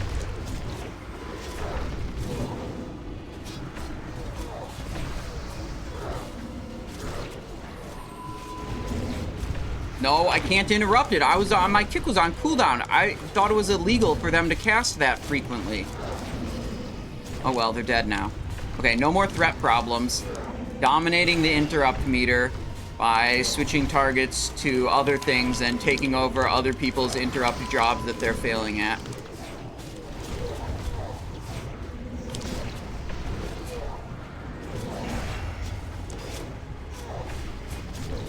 Where's the next spell cast? I can't click him fast enough. Okay.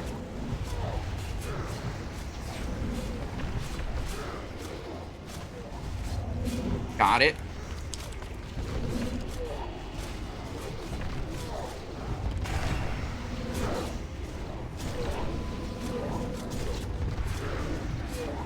Dude, where's all my energy at? Lame. I don't have any big energy cooldowns anymore.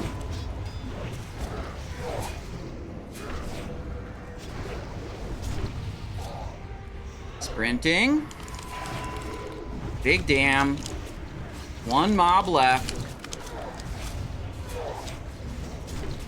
Come on, come on, come on, come on. Damn. Trying to get that final Envenom there. Alright, sweet. I submit. I submit. Rank up these nuts. Okay, well, I had to manually respond to someone. I've imagined this and I haven't executed on this plan. You know how some people install this add-on called Rank Sentinel, where then they just message you and tell you your spells are low rank? And how it's like super annoying? What I want to do is I want to make a counter add-on, or weak aura, or whatever. Why? What is the situation here? Why is the dead guy there? Anyways, I want to make a counter add-on that just auto-responds every time someone sends me a rank sentinel request or message. It's like, yeah, my kick's rank 1. No one casts kick for its damage value. There's the interrupts for Majordomo.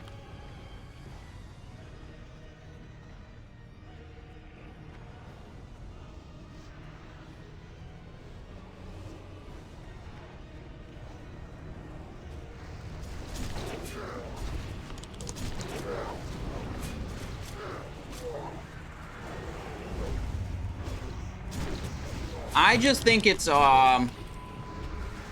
rude generally to like message people and tell them that they're playing the game wrong or something, basically.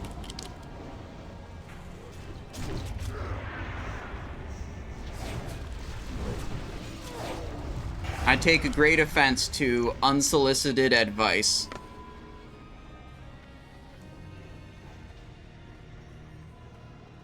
To move the frame to show kicks so it, I don't know, so it can be in the center so you can see it because it's important. Whatever, who cares? Don't worry about it.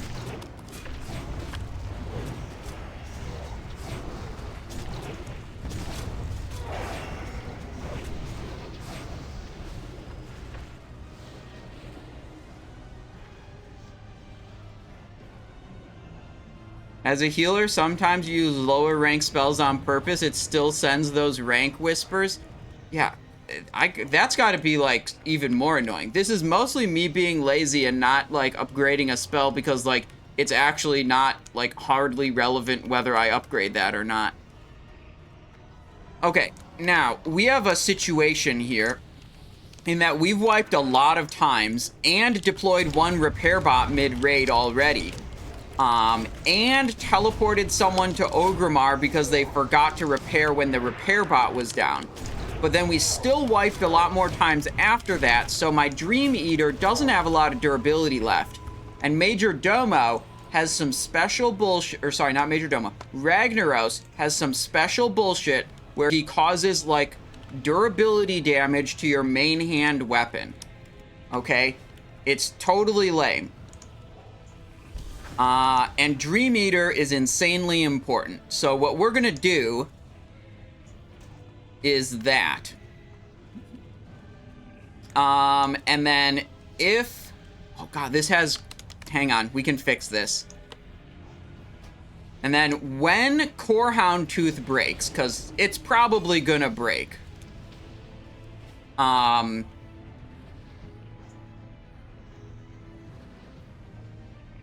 We can switch into Perdition's Blade, but putting the Dream Eater in the offhand protects the durability of Dream Eater and allows me to always have the Dream Eater effect, even as my main hand weapons just crumble attacking the boss.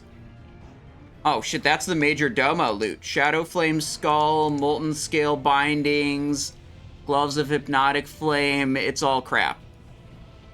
Right there, Sulfuron Ingot, Wrist Guards of True Flight. Okay.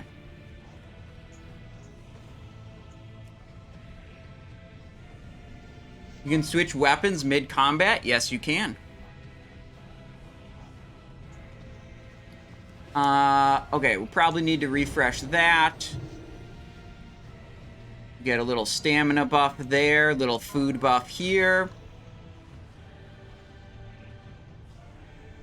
Yeah, I mean, it's way better than having your main hand weapon be broken. We'll just equip, you know, we'll equip... When Corehound Tooth breaks, we'll equip Perditions.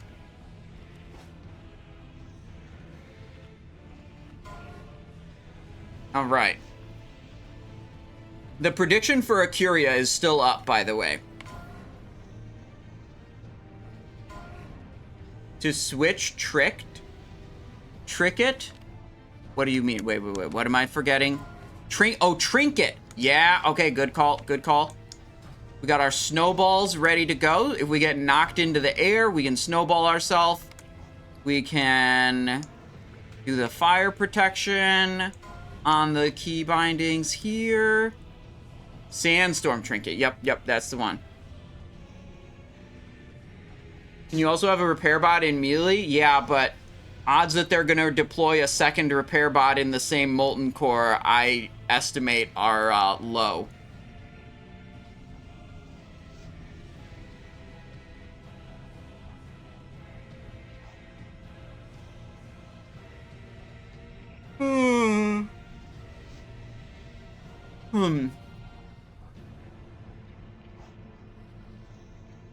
Just want to confirm that a Curia drop rate is 50-50? Yeah, it either drops or it doesn't. That's how it goes.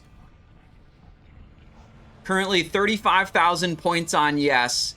Sorry, 44,000 points on yes. 105,000 points on no.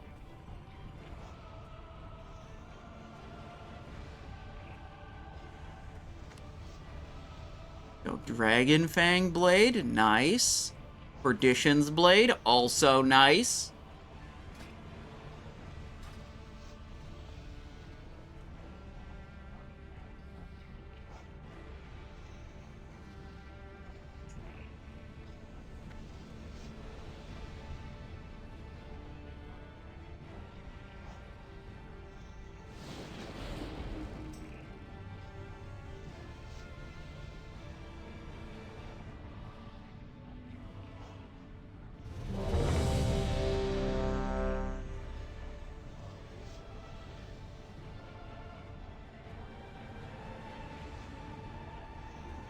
I just got an invite to a professional Dota team. I don't think they understand my credentials. I'm not good at Dota.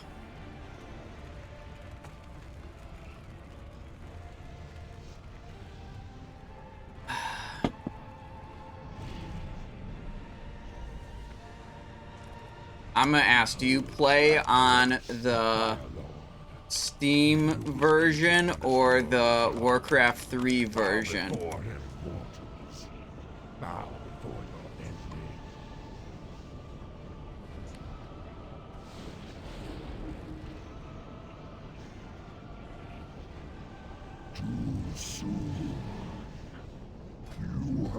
Okay, put that on. This is on, that's good. Dragon Breath Chili, we're going all in. These mortal infidels, my lord. They have invaded your sanctum and seek to steal your secrets.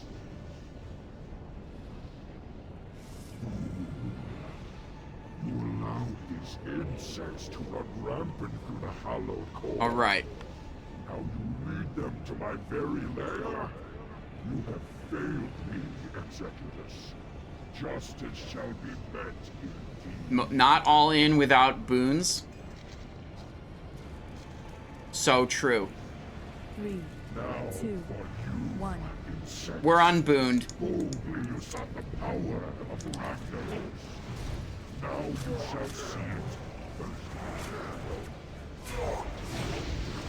By fire be burned. Shit. Threat. Throttling. Okay.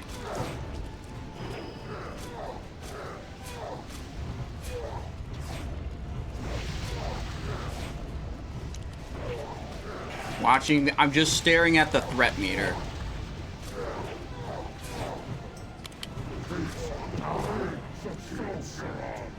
Okay. Okay. Still throttling.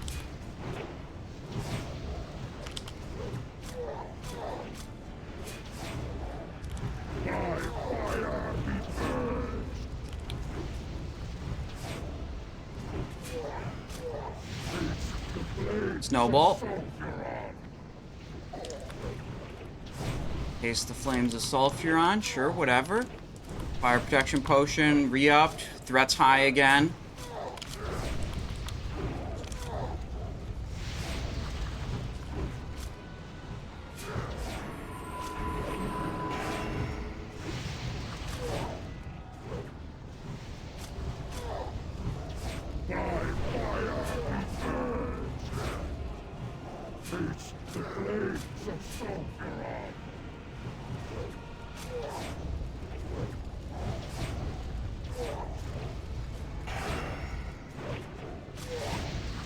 Okay. Generally just being really careful because we don't want to rip threat. So we're throttling a lot of DPS here.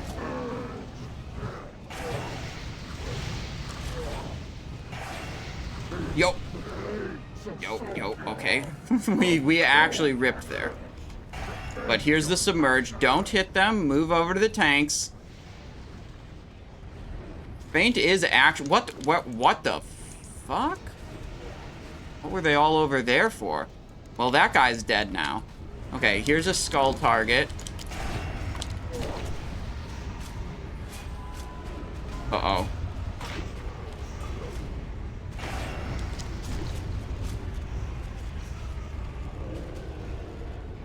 They're immobilized. We have to kill this one. Nope.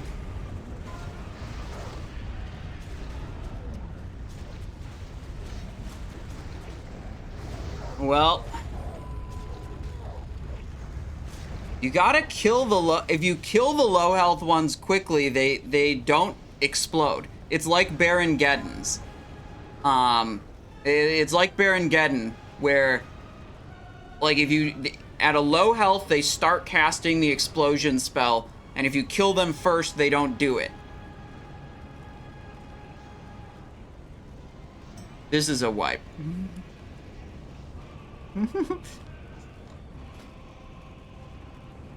Well, we went all in. We did a fuckload of damage, too.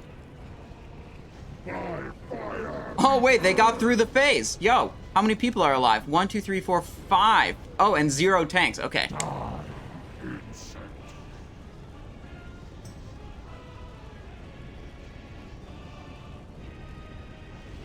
Oh, no, he's not gonna... Yeah, you can't make it out. You don't make it out from this. Alright. Should have pressed Feint. I mean, maybe I could have pressed Feint. But then I would get a rank sentinel warning that my Feint was too low of rank.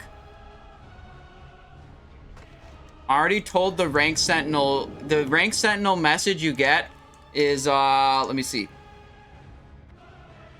Rank Sentinel detected kick rank 1 was used. There's a newer rank at level 26. Your action bars may be outdated, and I told him to rank up these nuts.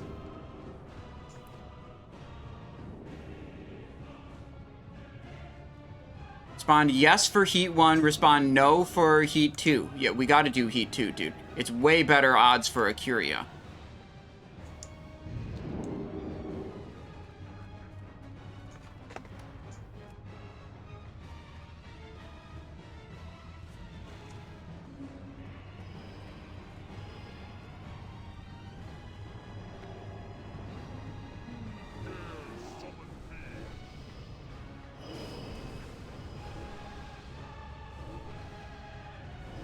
No, they went, he won! No! The odds for a Curia have been significantly,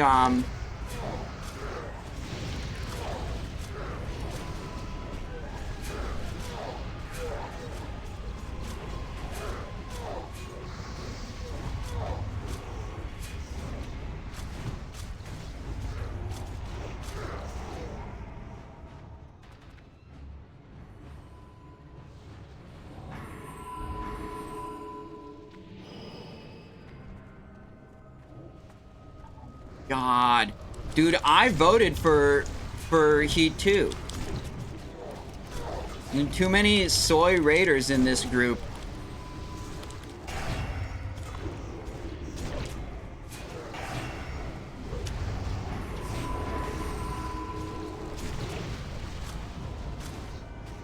Mistakenly chosen 4 items from the Tier 2 tank for Rogue. It was a mistake. I wanted the Draconic DPS set. Send 2 ticket. That sounds, unlucky. That sounds unlucky, Miss Collins.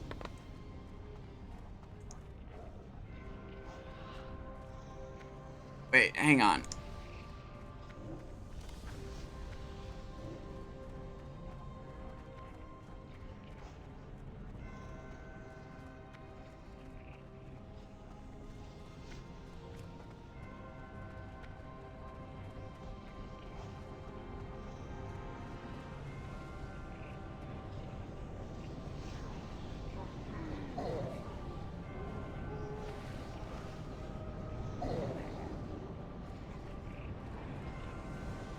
Alright, this guy's probably gonna get pulled early. That's the first thing I'm guessing.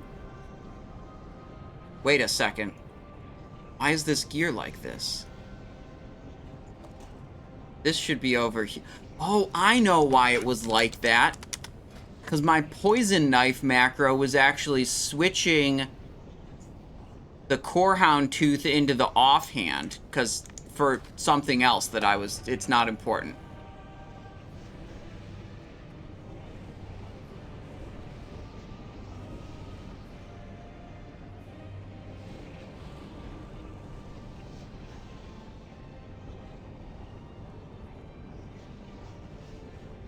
Alright, we now have 103,000 channel points on yes for this Acuria against 285,000 channel points on no. Alright, what's the call here? Are we doing a repair? I don't know. I mean, I've got extra weapons in my bags. I'm just assuming that other people are going to have durability issues. If we don't kill the boss and the raid disbands, I will flip a coin to see who wins.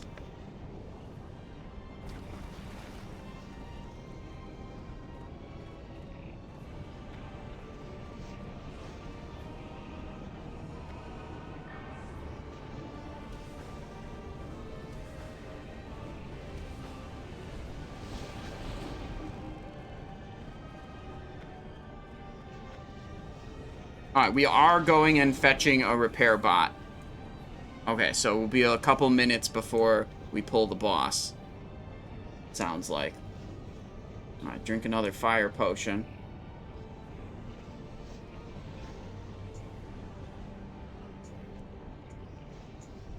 Alright, 1, 2... I just drank a fire potion, so I can't go in the lava again, or else it'll waste some of the, you know, the protection from the potion. So I can't do it. I would, but look, I'm already locked in. Jill Collins, redeemed for a change hat. Alright, no more on this one. Which one is the Acuria hat? There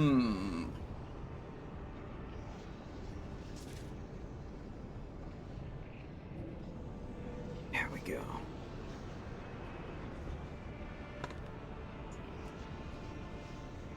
Put on heat 0. Oh no. We were this close to the Acuria. This close to getting the Acuria. It could still happen, but I'm reaching for it, and I feel it's slipping through my grasp. Okay. The sand's running through my fingers.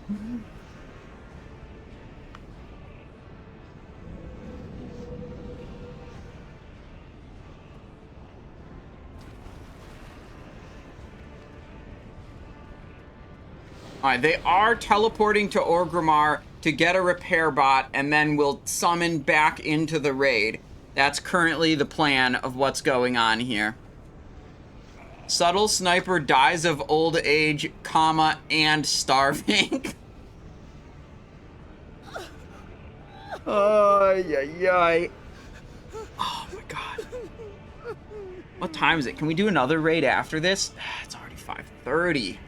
I don't know if we can do another raid after this.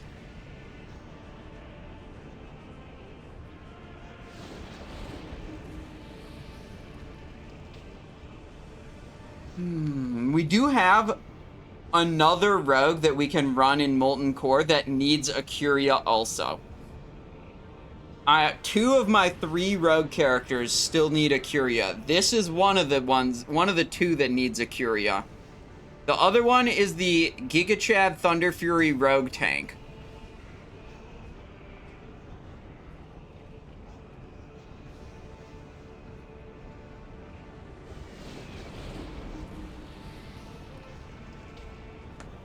VOD tomorrow to see how this ends. Good night, Rodox. See you.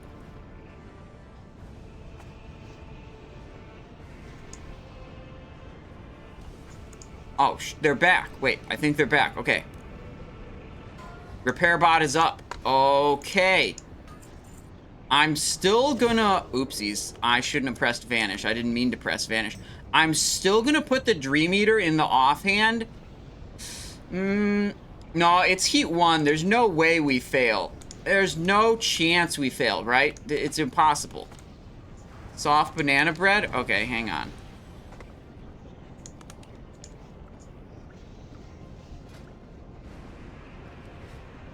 There we go. I would actually really like to have some banana bread right now, dude. I would go for some fucking banana bread. Who are you trading with? Well, this guy that gave me some banana bread.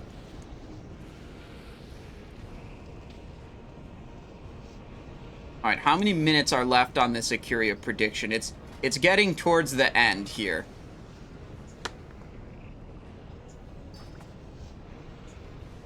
You see, there's only a little bit of time. It's ticking down slowly. 320,000 points on no. Oh my god.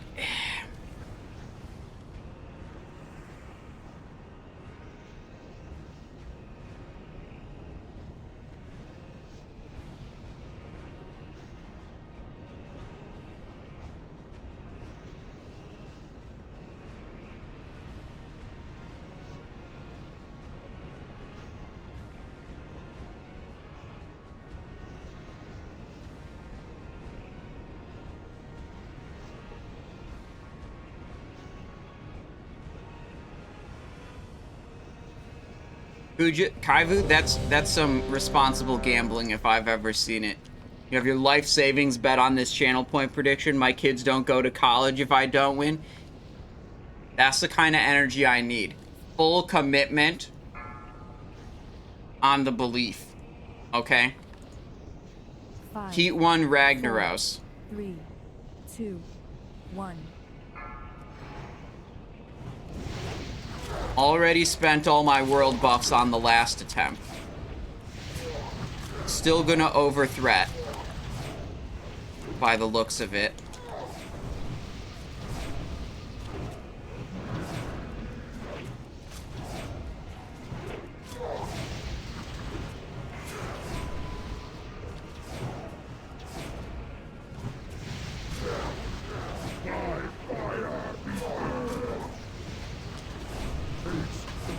Ooh, someone got yeeted.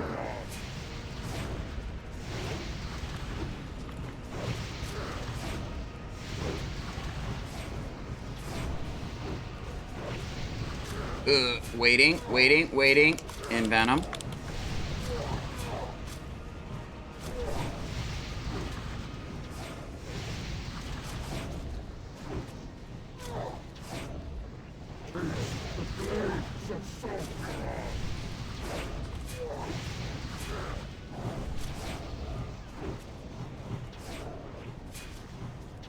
Why no Wind Fury?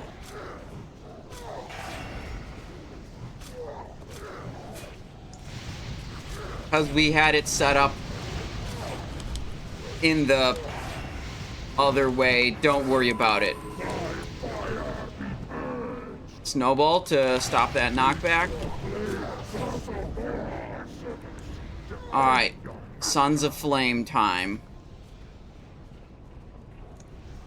Alright. Do they explode on Heat 1? Am I gonna die again because I, like, DPS the correct target and other people run away like scared bitches?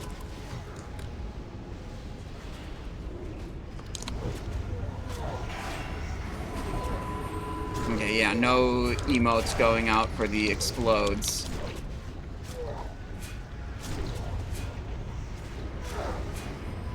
Okay, yeah.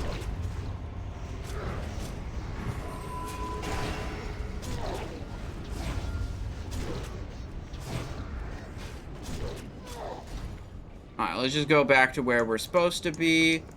Target Ragnaros.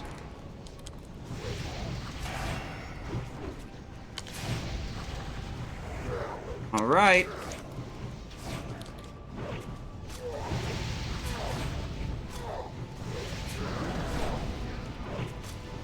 Blasting.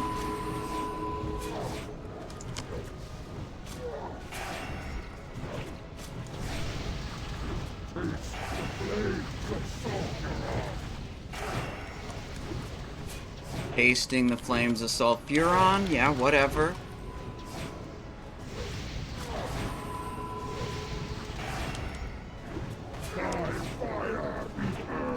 Giga cranking and disregarding threat meter at this point. If I rip threat, I'll just vanish. Vanish is still available.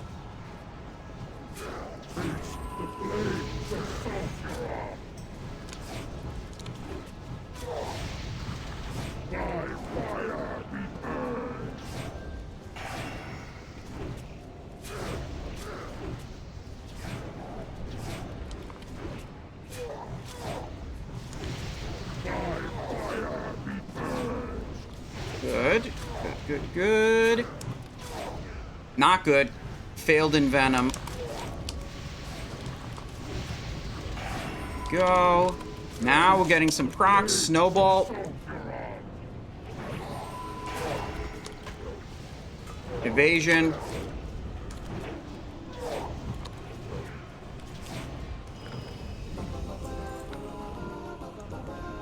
Oh my god, oh my god, oh my god, oh my god. No! No! Oh my god!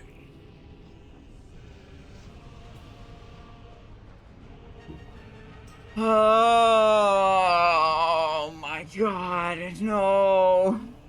No. No.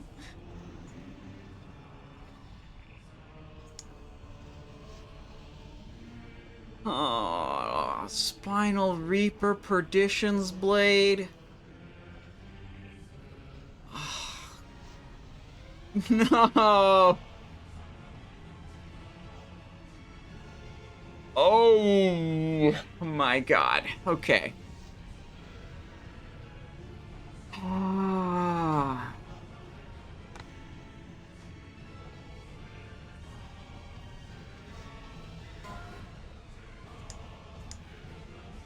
Well, we tried our best.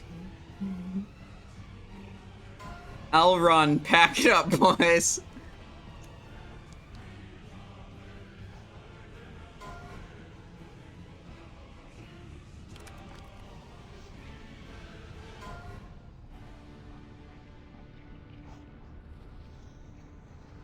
Got over 500,000. Wait, right as I clicked it, it despawned? How can this day get any worse?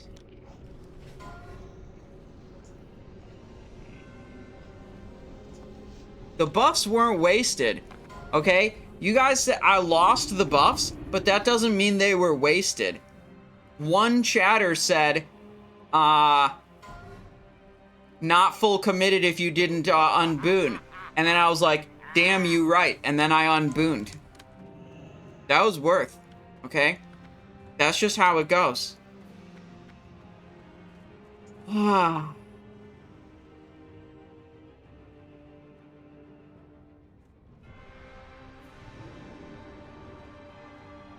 Well,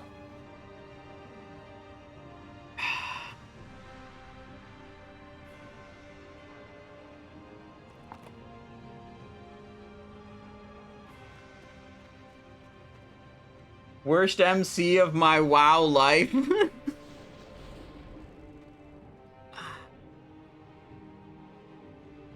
I mean, it was bad in some ways. But in other ways, it was great.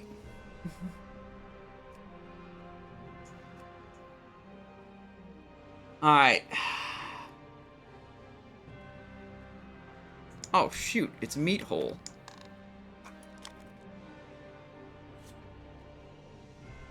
Yo, wait. He got... Yo! Wait. Look what he's got. Rogue has Stormwrath Sanctified Shortblade of the Galefinder. Nice. You had more engagement during this raid than some 900 viewer streamers? Yeah, well, it is what it is. All the 900 viewer streamers are bots anyways. I mean, view botting, obviously.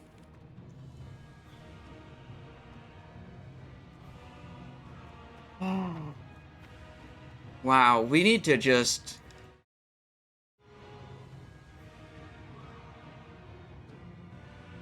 That was something else.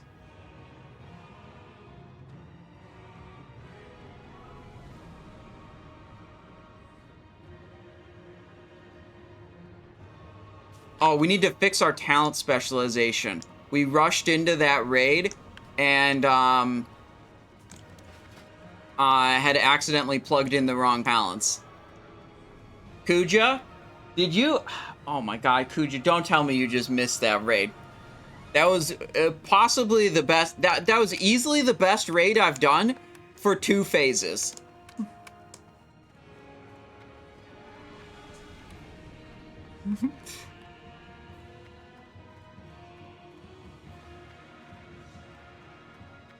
Yeah, you're gonna have to catch the VOD or the YouTube upload, you know?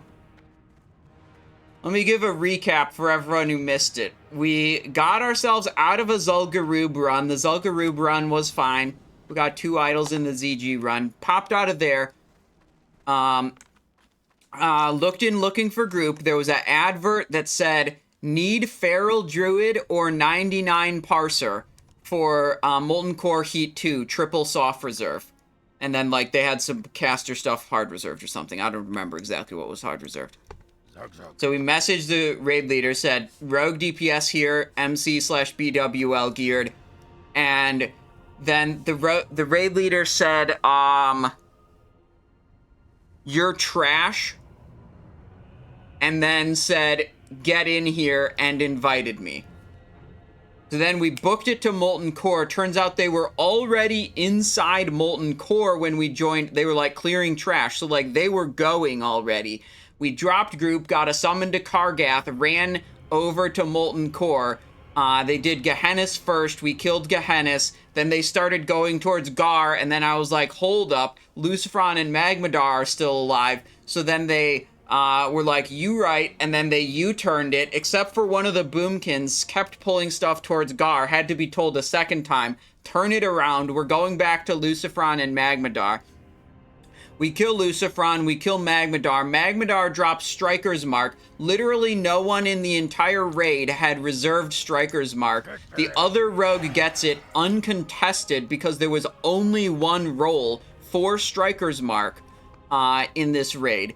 And then we went to Garr, where we wiped 2 or 3 times, can't remember, because they tried to kill Garr first, and that didn't work out. And then he didn't drop a binding, and then we went to Baron Geddon, and we cleared out all the trash in Baron Geddon's room, to fight him in that room, rather than pulling him back to Garr's room.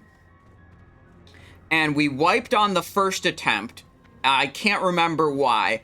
Probably someone living bombed the raid, I'm just guessing. Second attempt, after the very first of Inferno, like right after we pull him, one of the tanks sidesteps to the left and pulls a lava pack we didn't clear. We cleared out the entire goddamn room, but we didn't go and clear the lava packs up on the ramp towards Sulfuron. And even with that entire room cleared... Hang on, someone's saying, sir. Even with that entire room cleared, they decided to pull the boss, like, literally as close as possible to that lava pack trash as they could. And then one of the tanks stepped over to the left a little bit, aggroed it, so we wiped. Third try, we pulled it into Garr's room. Killed the boss. Binding didn't drop. And you might think that this raid is wild already. You ain't seen the best of it yet. We kill Baron, and then a warrior in the raid disconnects. Goes offline. Check the soft reserve sheet. Indeed, that warrior was soft reserving the Baron Geddon binding. Okay? This guy's trying to get 400 gold from me. He says if I give him 400 gold, a courier will drop next time. I don't believe it. We'll just see how long he's willing to hold the trade window open while I finish this raid. Okay, so he soft reserved the binding. It didn't drop. He disconnected. Okay?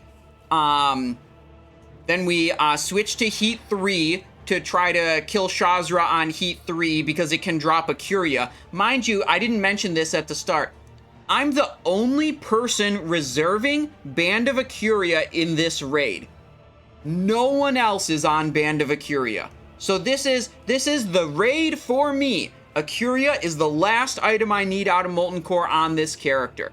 Okay? Right, so we switch to Heat 3. We kill Shazzrah, not cleanly, but on the first try. It doesn't drop. I lose my mind, huff some of this copium that I've got. Where is it? Right here.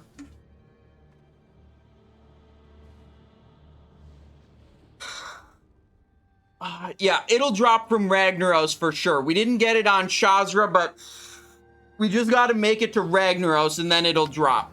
Okay, don't worry about it. That's about what I was doing then. Okay, so we progress after killing Shazzrah and it didn't drop. We progress towards Sulfuron Harbinger.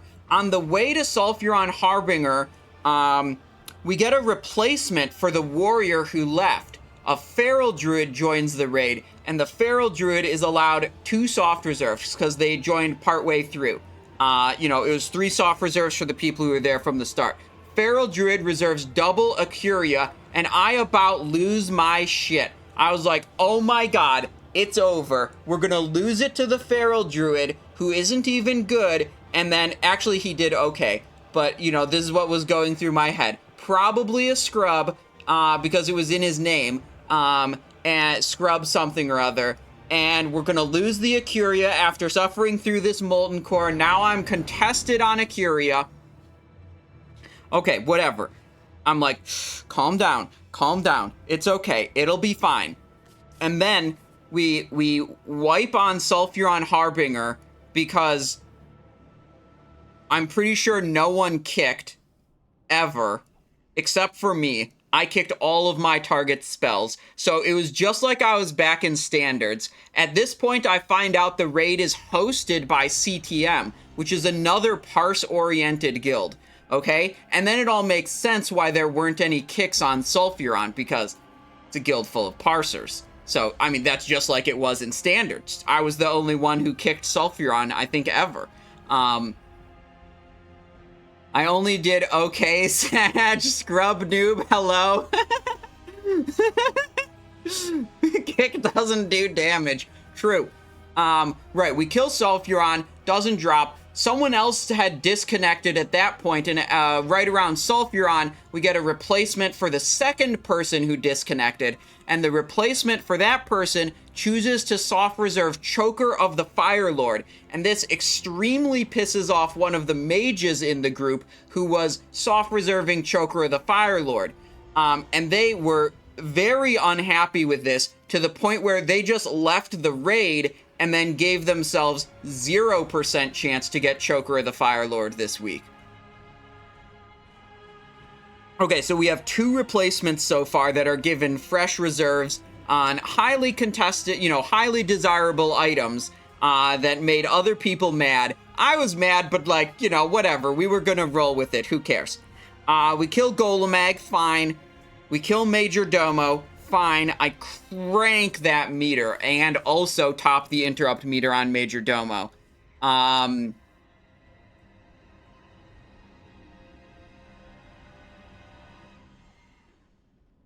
Right. So then we go to Ragnaros. It's Heat 2. Heat 2 Ragnaros, okay? Heat 2 Ragnaros. I'm ready. I'm ready to get my Acuria and never do Molten Core again on that character.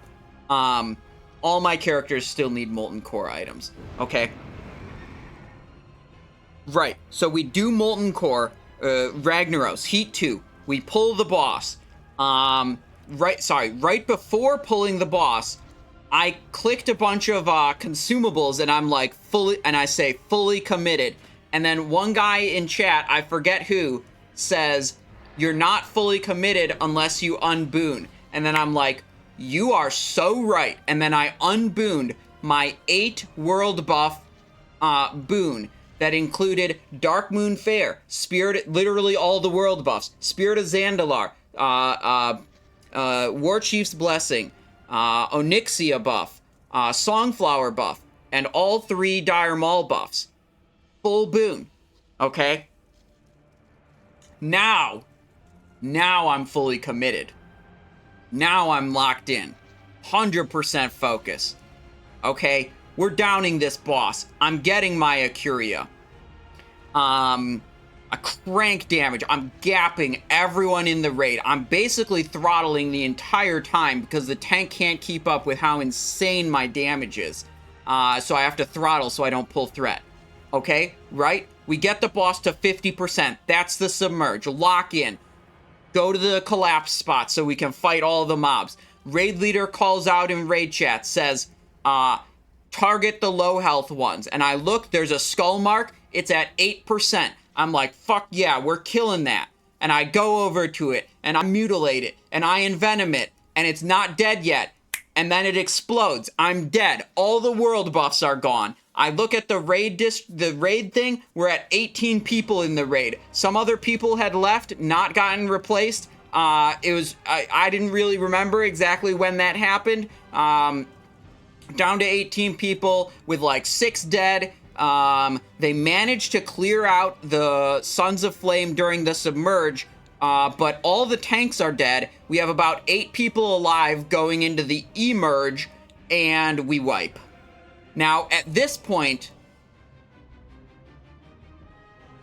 the raid leader puts up a vote for should we reduce it to Heat 1, or should we try again on Heat 2? And you know I voted for Heat 2. I voted for Heat 2. Better odds at Acuria. We can do it. I believe. But there were too many pansy-ass bitches in this raid that voted for Heat 1. Okay? Too many that voted for Heat 1. The raid leader dropped it down to Heat 1. CTM raiders, by the way. Good point, Kuja. Can't even kill Ragnaros Heat 2. I think there were 3 people from CTM in this raid, so it's totally their fault out of the 20. Right. Now we get back to Ragnaros. It's now Heat 1. Morale is low, but we're gonna try to finish. Heat 1 Ragnaros can still drop a Curia. There's still a chance, but I could feel the sand slipping between my fingers. It was escaping me. But we had just done a long and drawn-out Ragnaros attempt after a raid that involved like 18 wipes or something. People's durability wasn't very good. There was a repair bot dropped prior to Baron Geddon being killed because we'd already wiped enough times at that point for someone to need repairing. But then we needed repairing again because of Ragnaros' cringe mechanic where he causes extra durability damage to melee attacker's main hand weapon. That was, so we all got to Ragnaros, Heat 1, and then we're like, we're gonna need to repair before we are able to do this boss. So then we portal someone out to Orgrimmar, they go buy a repair bot, get summoned back, walk back to Ragnaros, we deploy the repair bot, then we're able to engage Ragnaros. Now, I don't have Onyxia's Dragon Slayer buff, or War Chief's Blessing, or even Songflower for this attempt. But even without all those world buffs, with literally no world buffs, just my insane gamer skills, I still top the meter on Ragnaros. It drops Perdition's Blade, Spinal Reaper, and some other dog shit, and now we're here. It did not drop a Curia.